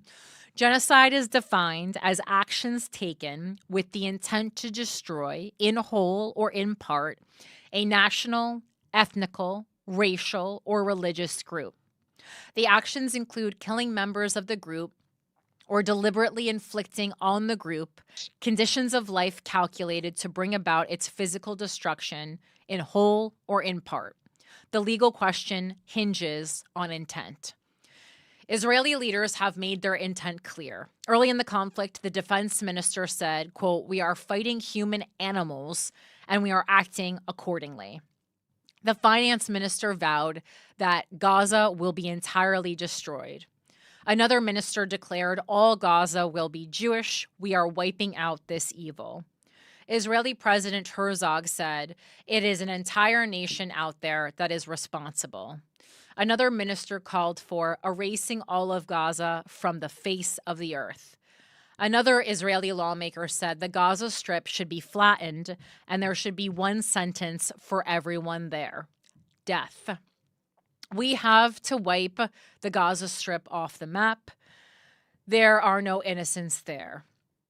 Yet another Knesset member called for erasing all of Gaza from the face of the earth. And just recently, a minister in Israel's high-level security cabinet said Gaza City itself should be exactly like Rafah, which we turned into a city of ruins. The intent is clear. The conclusion is inescapable. Israel is committing genocide in Gaza. I recognize that many people may disagree with this conclusion. The truth is, whether you call it genocide or ethnic cleansing or mass atrocities or war crimes, the path forward is clear. We, as Americans, must end our complicity in the slaughter of the Palestinian people. That is why I have worked with a number of my Senate colleagues to force votes on 7 joint resolutions of disapproval to stop offensive arms sales to Israel. The United States must not continue sending many billions of dollars in weapons to Netanyahu's genocidal government. Having named it a genocide, we must use every ounce of our leverage to demand an immediate ceasefire, a massive surge of humanitarian aid facilitated by the UN, and initial steps to provide Palestinians with a state of their own. But this issue goes beyond Israel and Palestine. Again, we've talked about this before. Other countries with power have to step in. They're not going to resolve it between them. Around the world, democracy is on the defensive. Hatred, racism, and divisiveness are on the rise. The challenge we now face is to prevent the world from descending into barbarism, where horrific crimes against humanity can take place with impunity. We must say now and forever that while wars may happen, there are certain basic standards that must be upheld. The starvation of children cannot be tolerated. The flattening of cities must not become the norm. Collective punishment is beyond the pale. The very term genocide is a reminder of what can happen if we fail. That word emerged from the Holocaust, the murder of 6 million Jews, one of the darkest chapters in human history. Make no mistake, if there is no accountability for Netanyahu and his fellow war criminals, other demagogues will do the same. History demands that the world act with one voice to say, enough is enough, no more genocide. I think that was a pretty comprehensive statement. What are your thoughts, Michael? Too late? Yeah, way too little, way too late. You backed the guy in office who gave them a blank check for, whatever it was, 18 months. And now that it's Trump who wants a Riviera in Gaza, it's now a problem. It's like, I don't know, man. be about it or don't. Like this jumping in after you're telling me in your own statement that it's already been flattened. Like, what are you doing, bud? Well, it's also, I mean, I guess maybe his strategy was like to get the UN to say it so that he didn't feel like as heavy repercussions. He's like, because he's like, I'm not saying it, the UN saying it, and like this is what they deal in. Okay, but yeah, the UN put out a warrant for Netanyahu how long ago for war crimes? Well, for sure, but and then also, I mean, even on this show alone, like, I mean, how many months ago was that we on this fucking show declared it a genocide? Like that was many, many months ago. Yeah, a long time. So why are we saying it on this show before someone who is supposedly as far, like, I would say Bernie Sanders is arguably more leftist than me. Yeah, I don't know. I mean, it seems to me that our entire country is, it's under threat. At least the powerful people who are making decisions very much have, like, we know the leverage against them. It's in the open, The leverage against who? The elected officials? Yeah. Mm-hmm. I mean, I think there's no way, like, with all of Trump's business dealings, the amount of money that changed hands between him and Jeffrey Epstein, it's like, like, those files are clearly out there. And it's pretty much a known fact that Ghislaine was a Mossad agent, and they're just never going to say that. So it's like, what? How is it pretty much a known fact? Well, I mean, her father was a Israeli intelligence asset, which is how he got his start in the publishing business. It's like the apple doesn't fall far from the tree there. All right, what? So I'm just saying, like, if you have a president and a State Department and everything else that is that compromised, nothing's going to happen as long as the people perpetuating the genocide are the same people who have that leverage on the elected officials. Okay, but can you please cite your source about Ghislaine's father being a Mossad agent? Because that's like, when you look it up online, it says that's persisted for decades, that accusations that he was, but there's no proof that's been publicly established. Well, I mean, the British foreign he's like a British media mogul and politician, seemingly. That's what he is. Robert Maxwell. Right. Again, I mean, I'm not being combative. We gotta on this show. We have to cite sources. I mean, this is the British government where he developed his media empire, labeled him a suspected of being a foreign agent, possibly a double agent, suspicious death. Some reports claim he was a triple agent working for MI6, KGB, and the Mossad. Maxwell's media empire collapsed under a mountain of debt. This is so. Newsweek has an article explaining these rumors, tracing it back to a claim that was widely spread by Tucker Carlson. Okay. I mean, claims. So this is from July of this year in Newsweek. Claims amplified by conservative commentator Tucker Carlson have shown a spotlight on Israel and its intelligence agency Mossad amid allegations going back years that ex-Israeli officials were close to and worked with Jeffrey Epstein. Okay, and that explains who Jeffrey Epstein is. Okay, according to authors Gordon Thomas and Martin Dillon, Maxwell acted as a representative for Mossad to sell a bug version of the Stolen Promise surveillance software to various countries. Who are those authors? Anyone can fucking write a book. I fucking wrote one. I need to know. Yeah, I'm like, the problem with books now is I've had people, I mean, mostly like I found this in like the health and wellness space, but people be writing wild shit in books. Yeah, I don't know. Gordon Thomas, I'm looking him up. He's got 53 books published in 30 countries. 53 books already, red flag.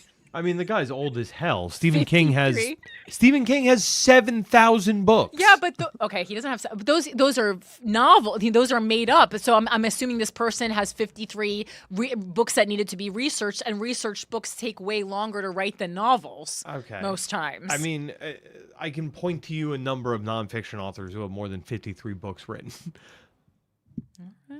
Martin Dillon is the other guy who wrote on there. He's got. Yeah, I don't know. I'm not seeing how many books he So has. it says Tucker Carlson publicly inquired about the Mossad-Epstein connection and past allegations of a symbiotic relationship as part of a larger blackmail operation on behalf of Israeli intelligence during a speech Friday to the conservative youth group Turning Point USA, saying every single person in Washington, D.C. thinks that. How does a guy go from being a math teacher at the Dalton School in the late 70s with no college degree to having multiple airplanes, a private island, No, and this is about Epstein. the largest residential house in Manhattan? I know that is. Carlson said in his Turning Point speech on July 11th. Where did all the money come from? Carlson's questioning of the source of Epstein's wealth, more widely speculated to result from his forays into finance and philanthropy, which made him well-connected, was strongly disputed by former Israeli Prime Minister Naftali Bennett. The accusation that Jeffrey Epstein somehow worked for Israel or the Mossad running a blackmail ring is categorically and totally false.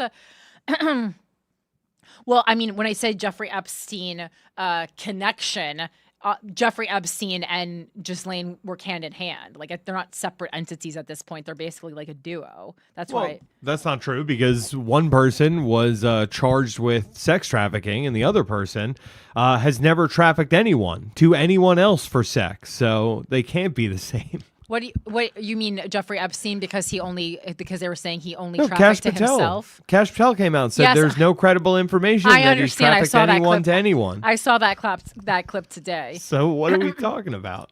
All right. So I mean, I can't find any basis, but okay. Let's No, go. sure. Look, if you want to live in a world where Jeffrey Epstein did not work for another country's surveillance organization, if you want to live in a world where the FBI came to the DA in Florida and told him to take it easy on Jeff Epstein because that I'm FBI not living in any world. I'm just merely asking for sources before I spread misinformation. Yeah, I mean, look, It is can't be- the Washington Are you Post, which is owned by Jeff Bezos, going to print something like that? I mean, ABC had a Virginia Dufresne interview from 2015 that they killed in 2019 because they were worried about pissing off the royals. I'm not going to be able to bring you the hard and fast concrete source that has all these things, but I don't know. If you're a person who's been on the internet as long as I have, you can kind of see through the bullshit of mainstream media. I mean, there is a ton of bullshit, but we can't say that. But I mean, to then say random things that are circulating on X are the facts is also, I think, a bit of a problem. Anyway, getting back into Epstein, it was, I don't know if you guys caught this online. I circulated a small thing about it after fact checking to make sure it was true and not just something that was being circulated. This is from the New York Times. This was published on September 10th, the same day that Charlie Kirk was assassinated, updated then September 11th. Republicans block Senate vote to release Epstein files. Hey. This was true. This was, a lot of people thought that the assassination, there's many theories for why it happened, apart from Charlie Kirk just being who Charlie Kirk was, including a distraction from the Epstein files. And then I would say the other biggest one is something to do with Charlie Kirk's relationship to Israel. Those are the two biggest theories that people have, right? Because he was, started as this very pro-Israel commentator, but then in recent months had been having guests on his show who had different perspectives. Is that accurate to say, Michael? Yeah, it's more less about having people on a show and more about platforming people in front of a live audience at his massive summer event, the one that was referenced in the last article about Tucker in July. Okay. I took a masterclass basically on Charlie Kirk in the past week, but we can't learn it all. Where things stand right now. So the Epstein files, Senate Republicans narrowly blocked an unexpected effort on Wednesday by Senator Chuck Schumer of New York, the Democratic leader, to force a vote on releasing the Epstein files and put Republican senators on record on an issue that has divided their party. Though it failed, Mr. Schumer's proposal brought the contentious debate over the Trump administration's handling of the Epstein files to a legislative body that has largely avoided it. And this is just a fun fact. I don't know if I'm assuming you guys probably know this, but Chuck Schumer is related to Amy Schumer, the comedian. I don't know. I just think it's always, I just find, I'm kind of obsessed with Nepo babies, and it's not like Chuck Schumer's her dad, but it's her uncle, I believe, right? I'm pretty sure. Is Chuck Schumer Amy Schumer's. I believe that's a relationship.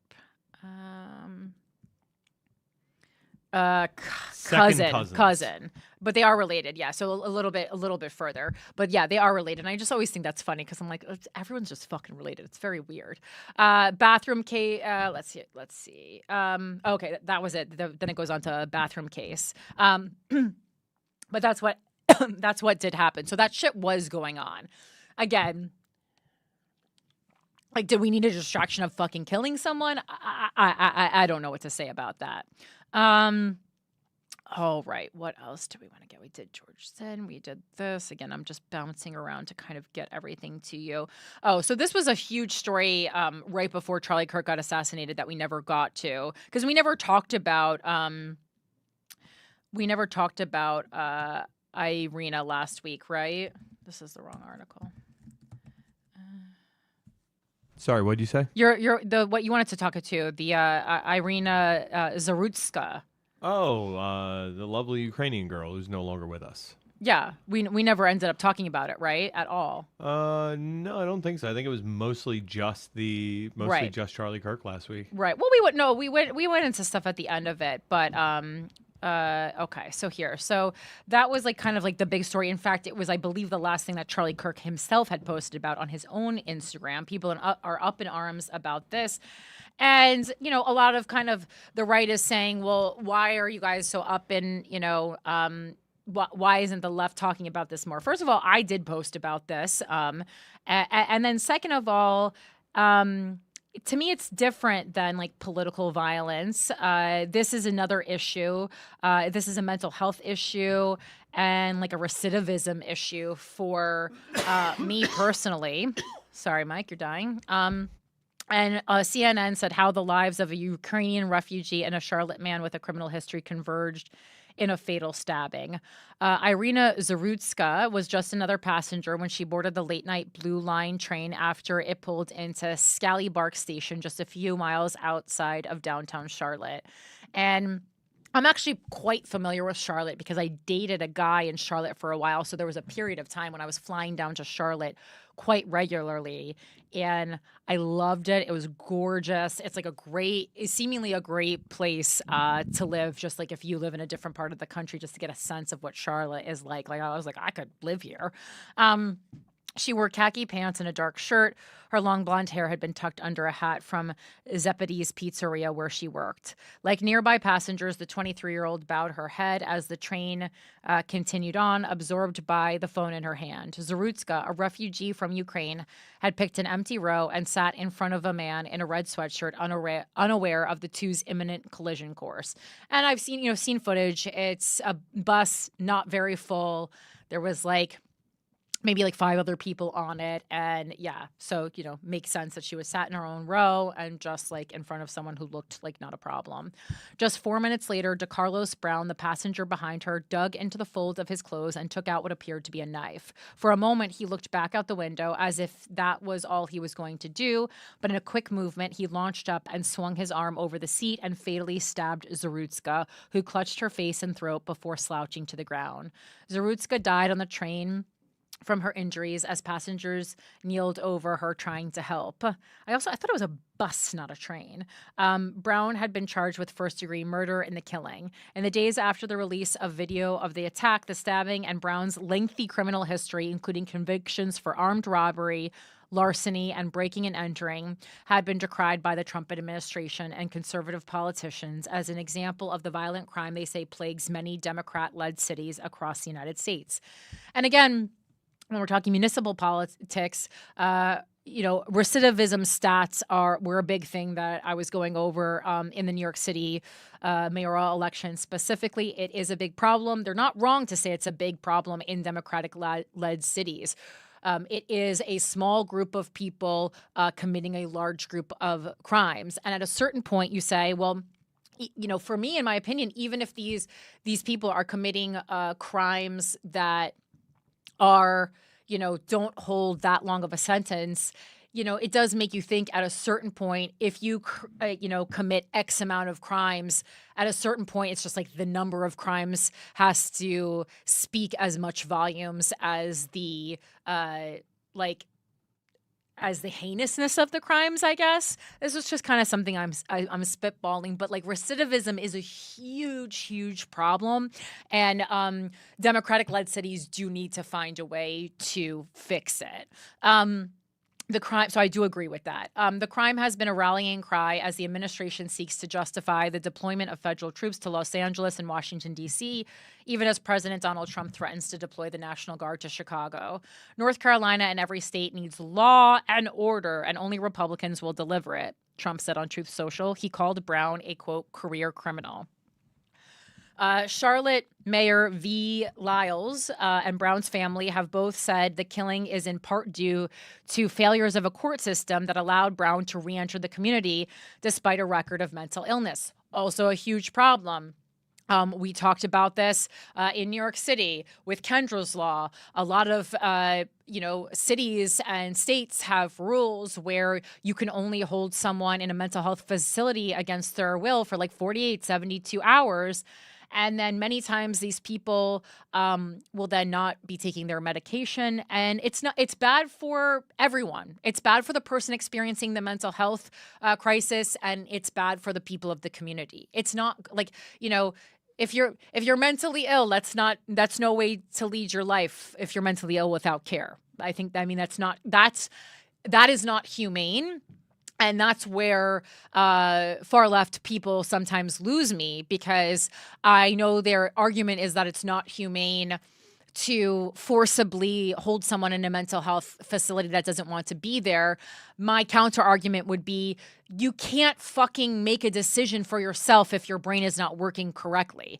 But it's murky territory, because then you blink and women are, getting sent to mental health facilities because they're hysterical. So I get it. I fully understand how we landed here. Because many times mental health has been used as a weapon against people who have points of views that are not whatever administration in charge wants, but also just letting people linger the streets, and especially like people who are constantly committing crimes or just don't have any place to go. Mentally ill and homelessness go hand in hand right here in New York City, in my fucking neighborhood.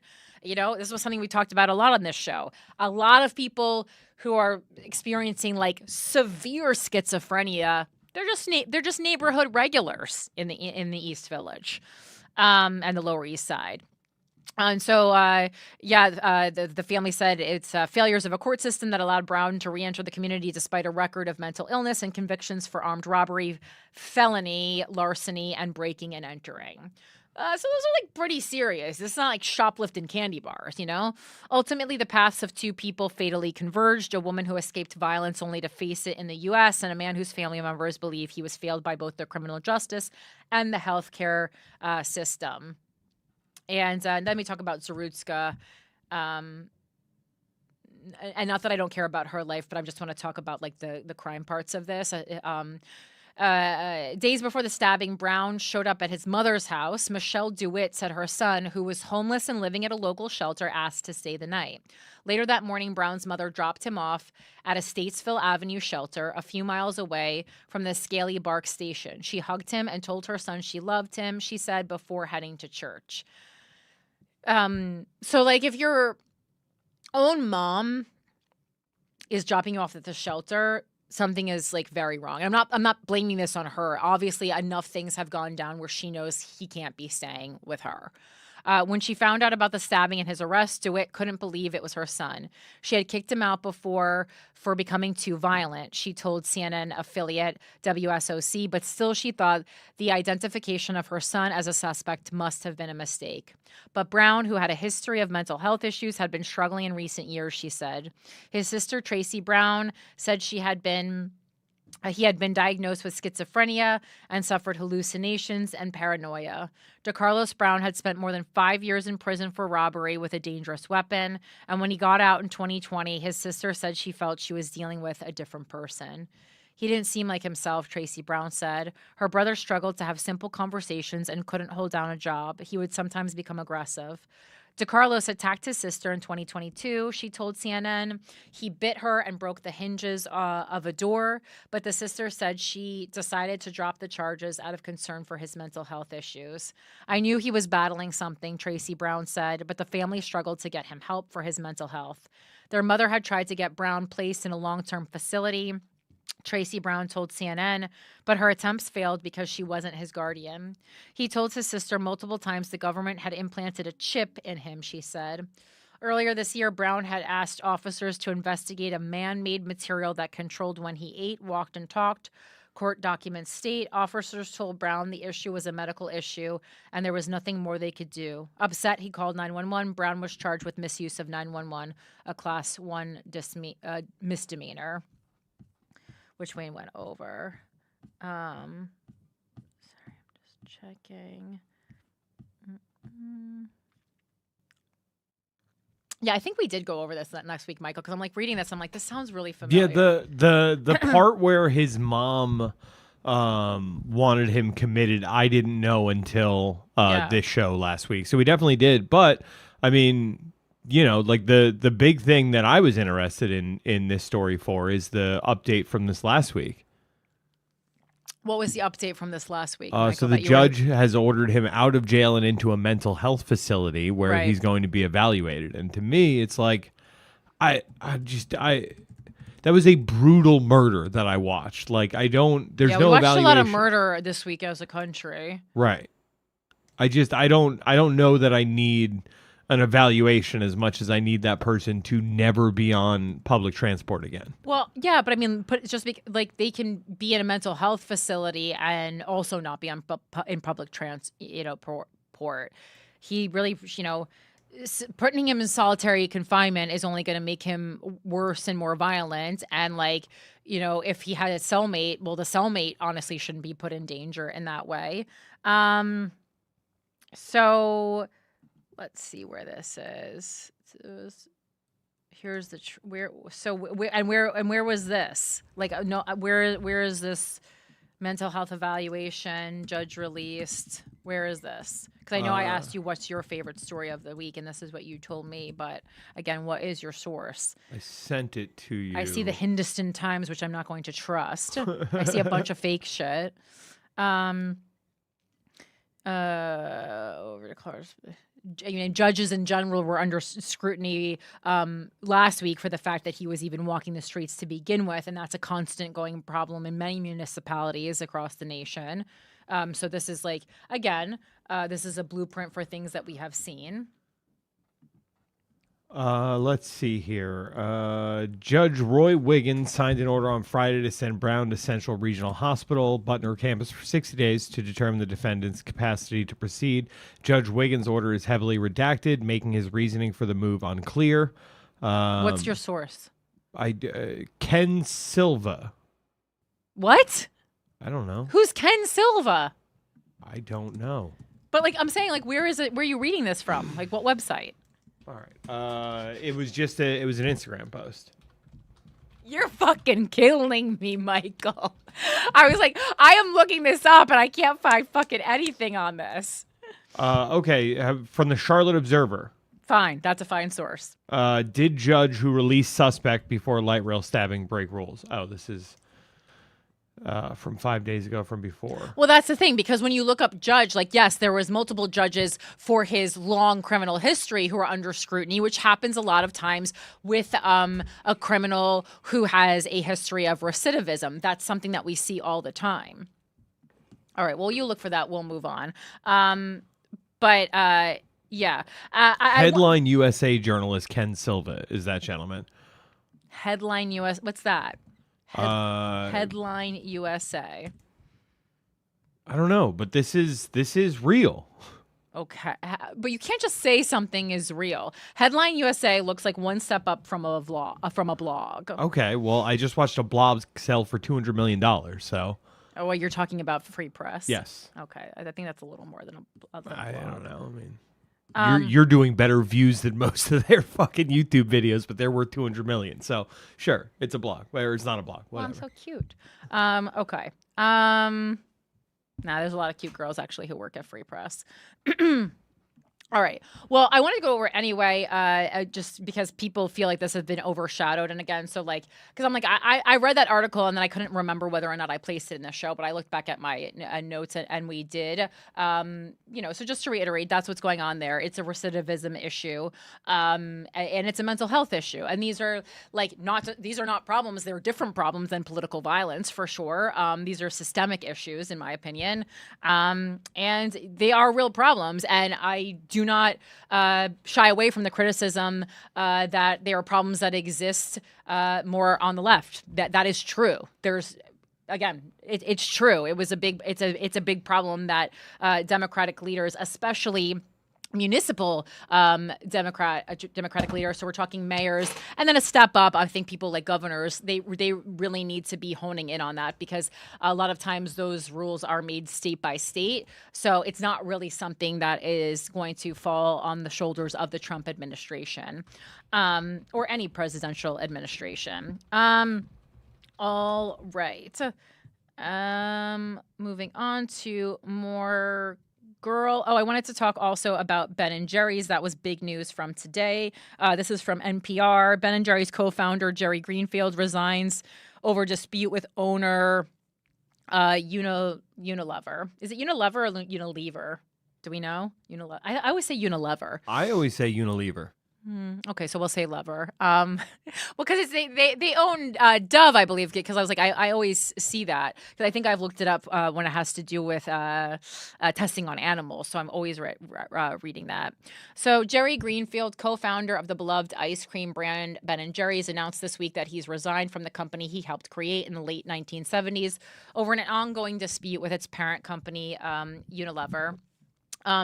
The Vermont-based ice cream maker, with its zany packaging and inventive flavors, has long been known for its progressive politics, and the company routinely speaks out on social issues.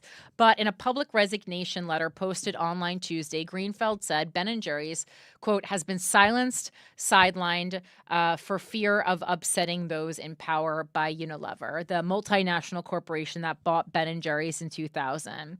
And it's happening at a time when our country's current administration is attacking civil rights, voting rights, the rights of immigrants, women, and the LGBTQ community, Greenfield wrote. It was always about more than just ice cream. It was a way to spread love and invite others into the fight for equity, justice, and a better world, he added. And, no matter what you think of their viewpoints, you gotta hand it to Ben & Jerry's. They were... They had created a marriage between consumerism, capitalism, and activism long before so many other people, and they have stuck to their guns for decades on this. While so many companies are doing performative activism, Ben & Jerry's, really on the books, has been standing by what they believe in for a long, long ass time. For years, Greenfield and his co-founder Ben Cohen have clashed with Unilever over the ice cream company's independence and its ability to take public positions on political and social issues, from the war in Gaza to climate change. The 2000 merger agreement between Unilever and Ben & Jerry's created an independent board, which was responsible for preserving the company's social mission. Ben & Jerry's sued Unilever in March, accusing it of firing the Ben & Jerry's CEO in retaliation for the company's ongoing activism on social media. In an emailed statement Wednesday, the Magnum Ice Cream Company, a standalone company within Unilever, that includes the Ben & Jerry's brand, said it was grateful to Greenfield for co-founding the company and for his service and support over the years. We disagree with his perspective and have sought to engage both co-founders in a constructive conversation on how to strengthen Ben & Jerry's powerful values-based position in the world, Magnum said. Also, so many people consume Ben & Jerry's because of the activism. I mean, the ice cream also fucking bomb. But I don't really know, even if we're just talking from a capitalistic or consumerism point of view, if this is a good move for the company. We remain committed to Ben & Jerry's unique three-part mission. Like, if you're a hardcore Republican, you're probably not eating Ben & Jerry's to begin with, We remain committed to Ben & Jerry's unique three-part mission: product, economic, and social. I remain focused on carrying forward the legacy of peace, love, and ice cream of this iconic, much-loved brand, the company added. Magnum is set to split off from Unilever in mid-November in what the two entities are calling a demerger. Ann Lipton, a professor at the University of Colorado Law School, said the tension between Ben & Jerry's and Unilever stems from their unusual merger agreement, which gave the Ben & Jerry's board control over political and social messaging while Unilever maintained operational oversight. It's very unclear where that line is, Lipton said. Part of what has been happening over the last couple of years is a struggle, with the board saying this is part of the social responsibility aspect and Unilever saying no, it's part of the operational aspect. And this is a good lesson for anyone who creates an incredible brand and then sells it. So many times the creator, sells their company or part of their company and then ends up being like voted out by a board or having the original vision be completely bastardized. This was a big discussion when Christina and I signed our contract with Luminary for Guys We Fucked. I've talked about it on Guys We Fucked before, but that was one of the clauses that we agreed upon. I said, you guys have absolutely no say in what we say, because that was a big fear of mine. And we will continue talking out about social and political issues in the way that we see is fit. That was something that I said is a deal breaker. They agreed upon that. And, much, a pat on the back to them. They have not ever, knock on wood, ever tried to censor anything that we've submitted to them. And if they did, you'd hear about it from me. This is a marriage that has fallen apart, Ben Cohen says. The co-founders, Greenfield and Cohen, have been pushing through the Free Ben & Jerry's campaign for Unilever or Magnum to sell the company, but so far the effort has been unsuccessful. According to Cohen, Unilever and Magnum are trampling on the independence of the company's board and diminishing the social mission that customers love. And it doesn't make sense for the companies to be connected. This is a marriage that has fallen apart. It's definitely on the rocks, Cohen said. All we're saying is it's clear you don't love us as we are anymore. Let us be free and let us find a socially aligned owner so that Magnum can be Magnum and Ben & Jerry's can be Ben & Jerry's. So that definitely fucking sucks. I love their activism and also I love their ice cream. Like, if you're talking about ice cream that you're not getting from an actual ice cream shop scooped into a cup, if you are talking to-go pints, I haven't found anything that even holds a candle to Ben & Jerry's. I am a Mixins girl. I like texture to my ice cream. I mean, holy shit, they got some good flavors going on there. Woof! Fish food?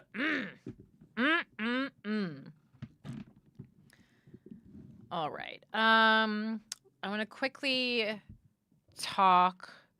This is something that is like very just like, this is the kind of story that I feel like it is really important to most Americans and the kind of story that doesn't get enough traction because it's not flashy enough. But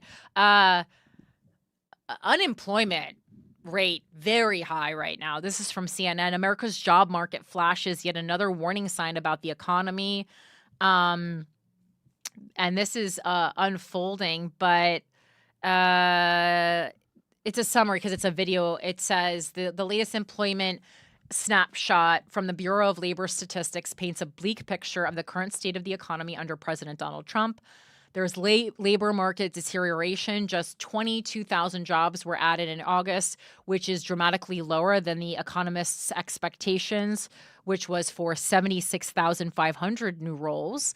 There's been negative job growth. For the first time in nearly 4 years, the economy lost jobs with a decline of 13,000 positions in June.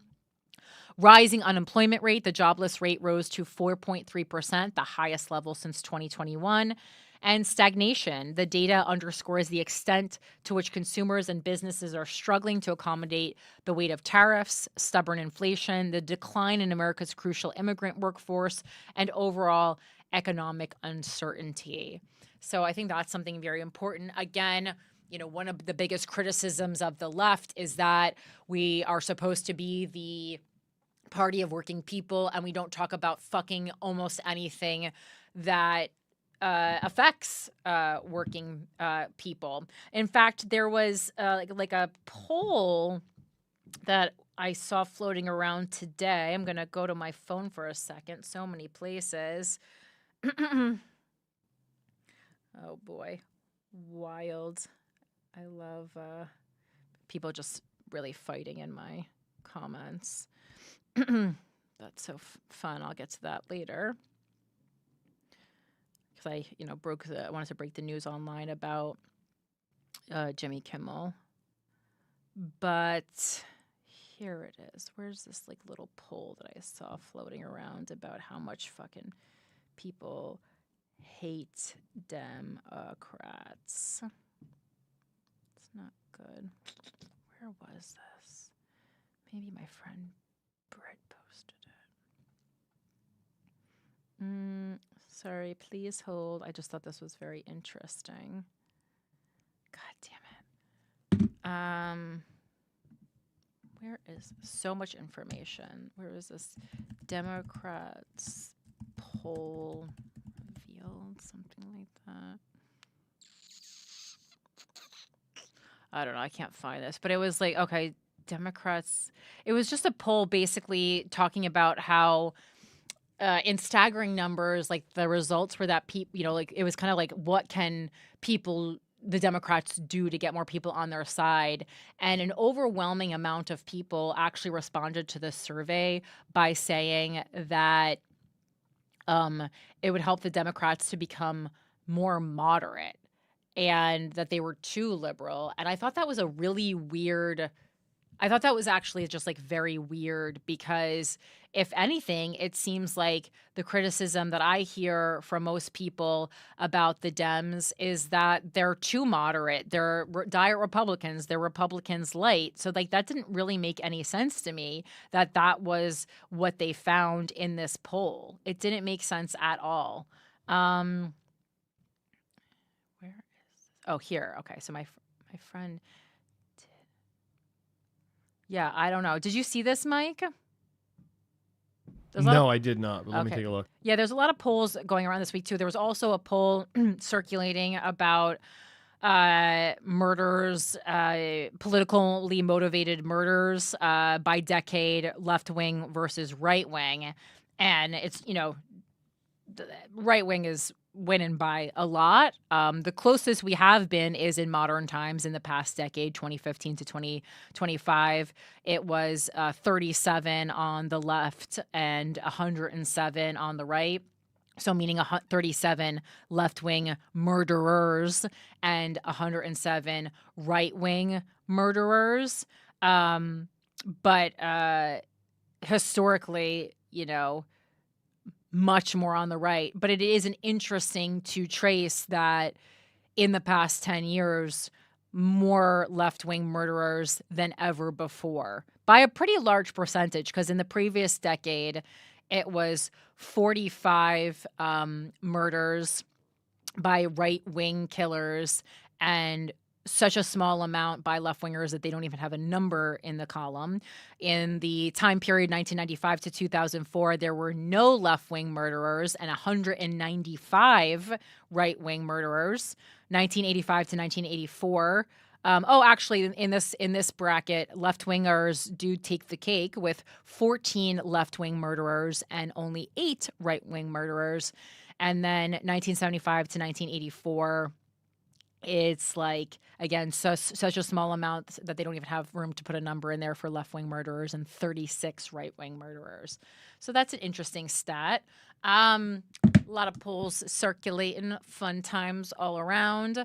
Let's get into some municipal stories. We have two pretty interesting municipal stories. The one out of New York could be a municipal story / a cuties corner.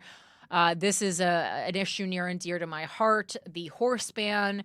In New York City, Eric Adams today called for the Central Park horse carriage ban, and he inked a multi-agency crackdown executive order. In my opinion, he is doing absolutely everything he can to get out of fourth place in polling, because right now Zoran's polling number 1, Andrew Cuomo is polling number 2, Curtis Sliwa, the Republican candidate, who no one really takes that seriously, polling number 3, incumbent Mayor Eric Adams polling number 4, wildly embarrassing. So Central Park buggy drivers may need to hold their horses. Ugh, New York Post. A ban on Central Park carriage horses is on the horizon, with the mayor signing an executive order Wednesday, today, to crack down on the industry, and City Hall eyeing a wind down of the decades-old tradition by spring of 2026, the Post has exclusively learned. This was long overdue. Again, no one, it is a win-win situation.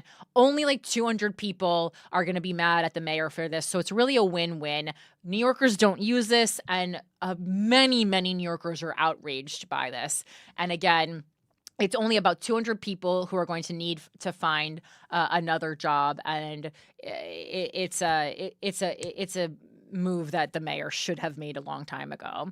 Mayor Eric Adams took a defiant stance against the horse-drawn carriages in a statement, blasting them as vestiges of old New York that no longer work for our city, after 4 carriage horses ran wild in 3 separate incidents through the park this summer.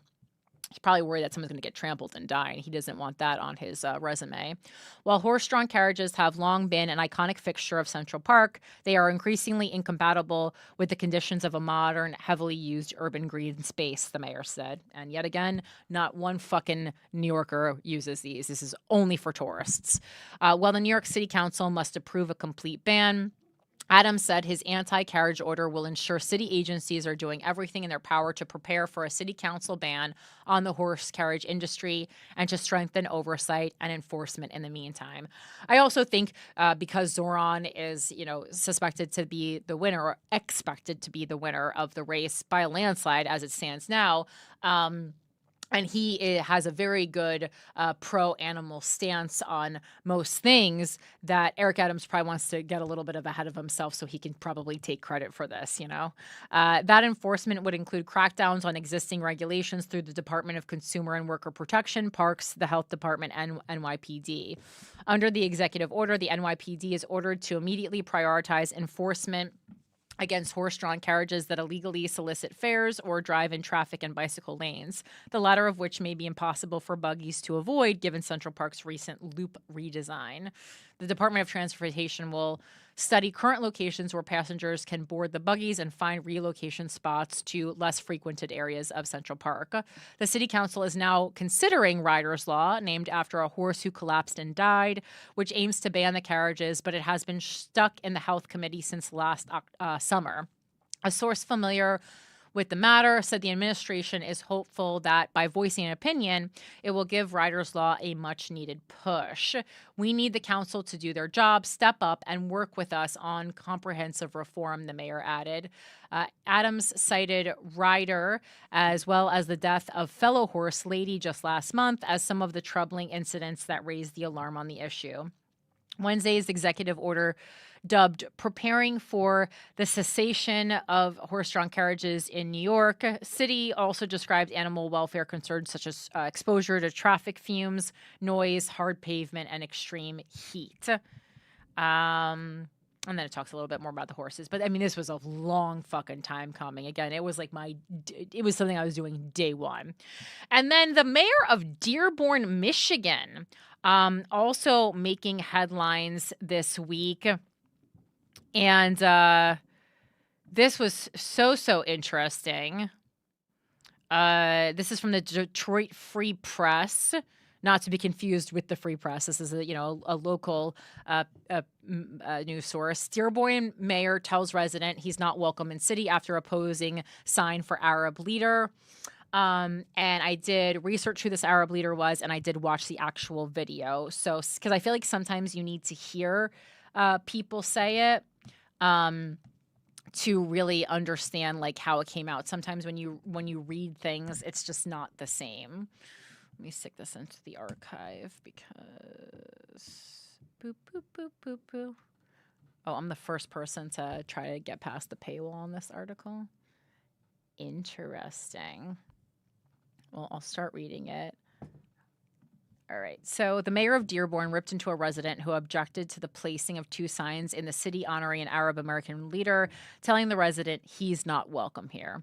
In his fiery remarks at Tuesday's council meeting on September 9th, Dearborn Mayor Abdullah Hammoud also told the resident that if he moves out of Dearborn, he will have a parade celebrating it. Speaking during the public comments part of the meeting, a resident, Ted Barham, had objected to signs from Wayne County placed on Warren Avenue named after Osama Sablani, a longtime Arab American leader, because of Sablani's past statements on some Middle Eastern groups. The day before the council meeting on September 8th, the signs were unveiled in a ceremony attended by Hammoud, Sablani, and several other officials and Arab American advocates. It's not like getting me through the archive, but that's all you really need to know from the article anyway. What I will say is, well, first of all, if you're familiar, Dearborn, Michigan, huge Arab population. I think actually the biggest Arab population in the country. It's definitely in Michigan. I don't want to misstate that it's in Arab population in the whole country. Yeah, it has the largest concentration of Arab Americans in the United States, and it became the first Arab majority city in the country in 2023, with about 55% of its residents having Middle Eastern or North African ancestry. So it makes sense, that the mayor of Dearborn, Michigan, would himself be Arab American, and also would be naming streets after other prominent Arab Americans. None of this doesn't make sense. And what I will say is I watched the back and forth, and, you expect to see maybe like some racist white guy. It was a white guy who brought up his issue with the mayor. But he brought it up very civilly. The man seemed to have done his research, was calm and level-headed when he presented it. And he actually just presented some, stuff that he had looked up about this man's relationship to Hezbollah, and that's what he was bringing up. And he kind of was like very calm about it, and he said like, it just concerns me a little bit. And the mayor like clapped back pretty hard, like went from 0 to 10 and was like, you're not fucking welcome here, which I think is a crazy thing actually for a mayor to say, especially when someone is bringing like a concern. Obviously, the mayor can have his own feelings about why one of his constituents might feel this way. But the constituent in the video I saw did not actually say anything. Like, it was very calm. He didn't say anything racist to prompt the mayor to respond, again, pretty quickly after he started speaking with the "you're not welcome here." I just thought it was, like, not a great way to handle your constituents in an open forum. And, even if this was not someone who voted for this mayor, you are supposed to, when elected mayor, be a mayor for all the people in the city that you are in charge of. So I just thought that was like pretty weird. I also, did look up Osama Sablani to see kind of what he was about and if I thought the constituent had any like footing to say what he said.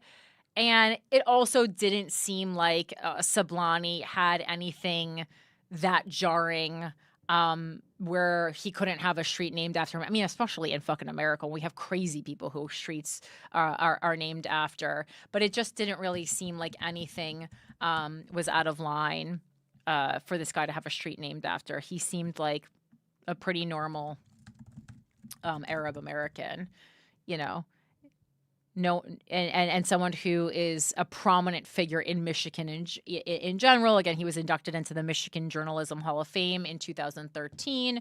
He is the first to be inducted from an ethnic media outlet and the second Arab American after the induction of the late Helen Thomas in 1993. Yeah, again, he's in charge of creating the Arab American News, which is a weekly bilingual newspaper representing Arab Americans published in Dearborn, Michigan.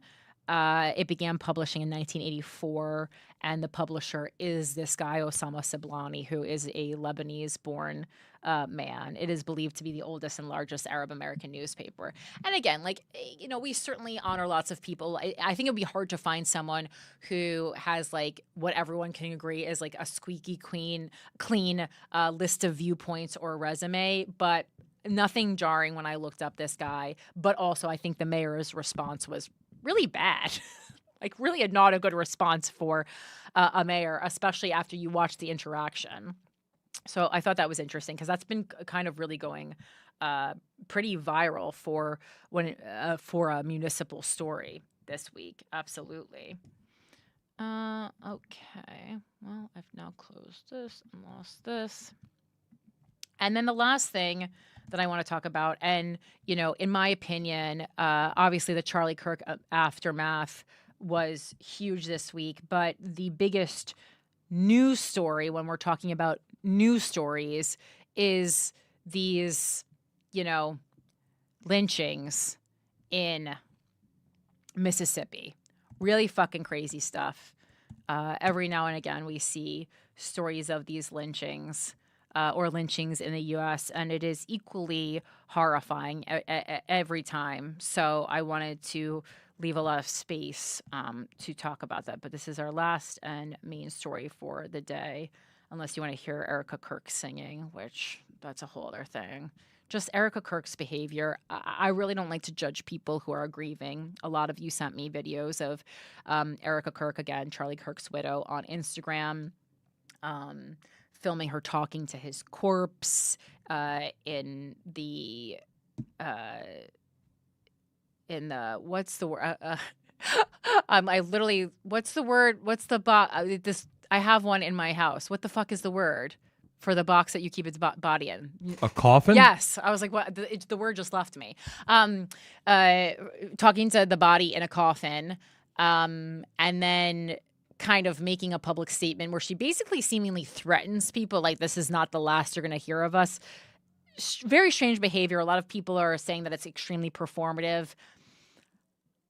I really don't like to comment on people who are grieving because many of us behave very oddly and unlike our normal selves when we are grieving. I can't imagine having to grieve on this with this many people watching me and for someone who is this polarizing as well. So I do want to give, even though I think Erica's ideas suck just as much as Charlie Kirk's, I do want to give her a little bit of grace for her fucking behavior. Again, very weird that, she's putting a lot of this stuff on social media, but I've seen a lot of people I know and love in real life have very weird social media behavior, including taking pictures of dead people's hands and shit while they're grieving. So I know a lot of you DM'd me that.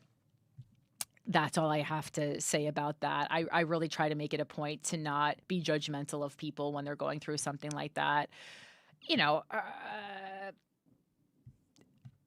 She also has a long, statement that she made. She's singing, I don't know. I'll just gonna put a pin in Erica Kirk and we'll keep an eye on what she's actually doing. All right. So the last story, I'm going to go from a local news source. This is the Clarion Ledger that I'm taking this from. Investigations ongoing into deaths of 2 Mississippi men found dead, hanging, what we know. And first of all, the way this first surfaced is that we saw that one young black man was found hanging from a tree, and very quickly it was pointed out that authorities said no foul play suspected, and everyone online went, what? And every black news source or black influencer that talks about political and social events that I follow made it very clear that black people do not hang themselves from trees. And it's especially interesting and of note that these, lynchings, I'm calling them until proven otherwise, happened in Mississippi. Because when you go, I did a little research on lynchings, and the NAACP, NAACP.org, has an actual history of lynching from the 19th and early 20th centuries in America. And the highest rate of lynchings happened in Mississippi. From 1882 to 1968, 4,743 lynchings occurred in the U.S., according to records maintained by the NAACP. Other accounts, including the Equal Justice Initiative's extensive report on lynching, count slightly different numbers, but it's impossible to know for certain how many lynchings occurred because there was no formal tracking. Many historians believe the true number is underreported. The highest number of lynchings during that time period occurred in Mississippi, with 581 recorded. Georgia was the second with 531, and Texas was the third with 493. Lynchings did not occur in every state. There are no recorded lynchings in Arizona, Idaho, Maine, Nevada, South Dakota, Vermont, and Wisconsin. And I know the second person was a white gentleman, and so that's confusing to people, but information is right here. Black people were the primary victims of lynching, 3,446, or about 72% of the people lynched were Black, but they weren't the only victims of lynching. Some white people were lynched for helping Black people or for being anti-lynching. Immigrants from Mexico, China, Australia, and other countries were also lynched. So that's just a little history of lynchings. I think that is important. Crazy that we're using that word in 2025. Horrific, I would say. Damn it. All these things keep going to the archive. Let me see if I can get through this. I'm using all these like smaller sources and then they keep closing up on me. Because, as much as I want to use the money, but I don't. Okay, here it goes. All right. So the Clarion Ledger, this is by Bonnie Bolden for the Mississippi Clarion Ledger. Again, investigations ongoing into deaths of 2 Mississippi men found dead, hanging what we know so far. 2 deaths in Mississippi are in the national spotlight. And this was updated today. A Black student at Delta State University and a white homeless man in Vicksburg were both found dead on Monday, September 15th, hanging from trees. Demartravion Trey Reed, 21, of Grenada, was found early in the day on the DSU campus in Cleveland. Police initially ruled that death a suicide. Corey Zacchaeus, 36, of Brandon, also was found later in the day. Vicksburg police are still investigating the death. Both cases have drawn national attention, with civil rights organizations like the National Association for the Advancement of Colored People and the Southern Poverty Law Center calling for increased scrutiny and thorough investigations. The deaths are being treated with suspicion on social media, and please, let's be very loud about this, with some users referencing Mississippi's dark history with lynching. Some users are spreading allegations about both cases that investigators say aren't accurate. Well, that's the internet for you. The loss of Trey Reed has been and continues to be devastating for the Delta State community, DSU President Dan Ennis said. In a news conference on Wednesday, he said how Trey was discovered has stirred emotions across the U.S. and reiterated that while the coroner's report showed no sign of foul play, yeah, as if you can't fucking doctor that or pay off the coroner, this reaction is about emotions and feelings. Ennis and campus police said DSU is safe, but people keep calling the campus to harass and verbally abuse anyone who answers the phone in relation to the online rumors. Interesting article here. Ennis said student workers are often who answer the phone, getting the first wave of venom from people calling in anger. The campus has increased security as a result of threatening calls. Here's what we know so far about both cases, what investigators have released.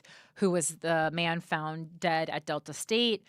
Police and the university have identified Demartravion Trey Reed, 21, of Grenada, as the Black man found deceased. In a statement released via their attorney, Vanessa J. Jones, his family said Reed was joyful and loving.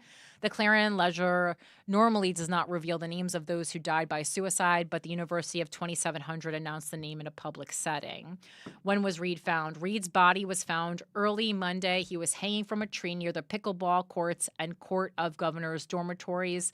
Delta State University Police Chief Michael L. Peeler said his department was notified at 7:05 a.m. According to a statement from the office of Bolivar County Coroner Randolph Seals Jr., the Cleveland Police Department notified their office of the body at 7:32 a.m. September 16th. The coroner's office was on the scene at 8:08 a.m. Civil rights attorney Ben Crump is representing the family. Ben Crump said on September 16th that he was retained by Reed's family. He noted students and relatives have questions that need to be answered. And Ben Crump is a very notable and famous civil rights attorney, if you're not familiar. And he plans to work with a number of civil rights organizations to conduct a thorough and transparent investigation. Trey Reed was a young man full of promise and warmth and deeply loved and respected by all who knew him, Crump said. His family and the campus community deserve a full, independent investigation to uncover the truth about what happened. We cannot accept vague conclusions when so many questions remain. I stand with his family, and I will lead a team of civil rights leaders and organizations in pursuing transparency and answers for Trey's family. In an update Tuesday, NS said he was aware of developments but didn't specify what those were. On Wednesday, the university president said that they plan to cooperate with all investigations and has been in regular contact with the emergency contacts that Reed chose, though that does not account for all of Reed's family. And again, the police are sticking by their story of no foul play suspected. Did Reed have other injuries? Posts on social media quickly spread. Some made specific claims that Reed had broken legs and or arms and other defensive wounds that would make hanging himself impossible. I also saw that. According to the coroner's office, that's not accurate. Quote, at this time, we are conducting a thorough death investigation. Based on preliminary examination, we can confirm that the deceased did not suffer any lacerations, contusions, compound fractures, broken bones, or injuries consistent with an assault. At this time, there is no evidence to suggest the individual was physically attacked before his death. Now listen, this was fucking fishy when it was just one person hanging from a tree. Are you trying to tell me that two people independently decided to hang themselves from trees? And one was a black man in Mississippi and one was a homeless guy. Stop. Autopsy being performed. Investigation into Reed death is ongoing. Peeler said Reed's body was sent to the Mississippi State Crime Lab for an autopsy, which was being carried out Wednesday morning today. Results should be complete within 24 to 48 hours. So we'll stay on this. He said the investigation is ongoing and he can't discuss other issues. There'll be a public update, blah, blah, blah. Reed's family still does, plan on a private investigation. And an independent autopsy. Thank God. They got to stick to their guns on that. His family is also kind of saying, where were the cameras? Or his representative, I think this is Vanessa Jones, is saying this now. Where were the cameras? There should have been cameras at the university that could easily enlighten us to what happened in the early morning of September 15th, 2025. The NAACP says a man was lynched. The reported circumstances around Reed's death have been met with disbelief, including from the NAACP, the oldest civil rights organization in the United States. They say, quote, you'd have to excuse our skepticism amidst growing racially motivated violence targeted at our communities across the nation, the NAACP said in a social media post on September 16th with a picture that read, a man was lynched yesterday. So while we await more formal autopsy reports and information, we offer this piece of history with a level of certainty. Our people have not historically hung ourselves from trees, which again was something I saw echoed in many posts on social media from Black creators, influencers, activists, etc. Is Reed's death tied to the man also found hanging in Vicksburg? Corey Zacchaeus, 36, of Brandon, was also found dead hanging from a tree around 1:30 p.m. Monday in Vicksburg, which is about 2 hours away from the DSU campus. Police don't believe the deaths are related at this time, which is almost in a way scarier, right? Zacchaeus was discovered in a wooded area near Mayorship Casino. He is described as a white male who was reportedly homeless. His body was sent to the Mississippi State Crime Lab for autopsy, and the investigation into his death is ongoing. The Southern Poverty Law Center is calling for investigations in both Mississippi hangings. We are deeply saddened by the recent tragedies where individuals were found hanging in Mississippi. One took the life of a young black man and the other of a man experiencing homelessness. Although one death has been ruled a suicide and another is undetermined, the tremendous outcry from the local community over concerns surrounding the loss of these two should not go unaddressed, said Brian Fair, interim president and CEO of the Southern Poverty Law Center. He went on to say, the imagery of the deaths immediately evokes the collective consciousness of those who are deeply aware of Mississippi's troubled past. These events remind us how inequity continues to endanger lives. Delta State University is in Cleveland, Mississippi, near the Arkansas state line. More than 2,600 students enrolled during the 24-25 school year. Of those, about 42% are Black, according to the university. Cleveland is just west of the county and sites associated with the lynching of 14-year-old Emmett Till. According to the office, there's, counseling available for students, of course. And then they talk about just if, they give the suicide mention at the end, but I don't think that's the issue. Anyway, we're going to stay on that very, very, as soon as I saw how quickly they said no foul play suspected, I said foul play suspected. Fucking crazy behavior. Really sad. I wish I could hit you with something more positive, guys. I really, really do. I just don't have it right now. I mean, if something positive is, different people who are in charge of different kinds of activism nationwide are still reaching out to me for my services and support after running for mayor. I guess that's good news. It's kind of like self-indulgent good news, but it's, trying to work for you, trying to make sure that all the money and time you guys invested in me and my campaign is not gone to waste. And that is that's what I have for you today.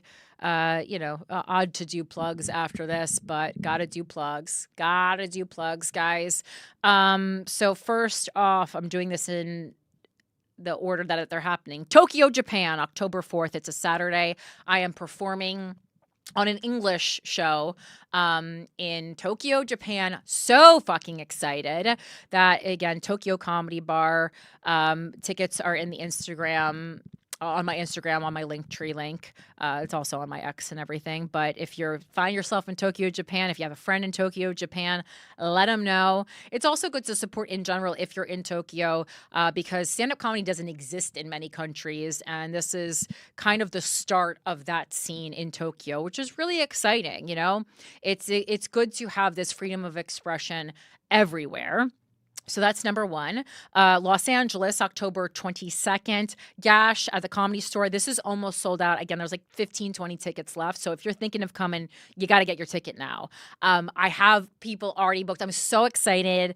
The two women I wanted most to do the show, I just had, I'm always looking at other amazing female comedians online. And my two first asks were both available, so they're both booked.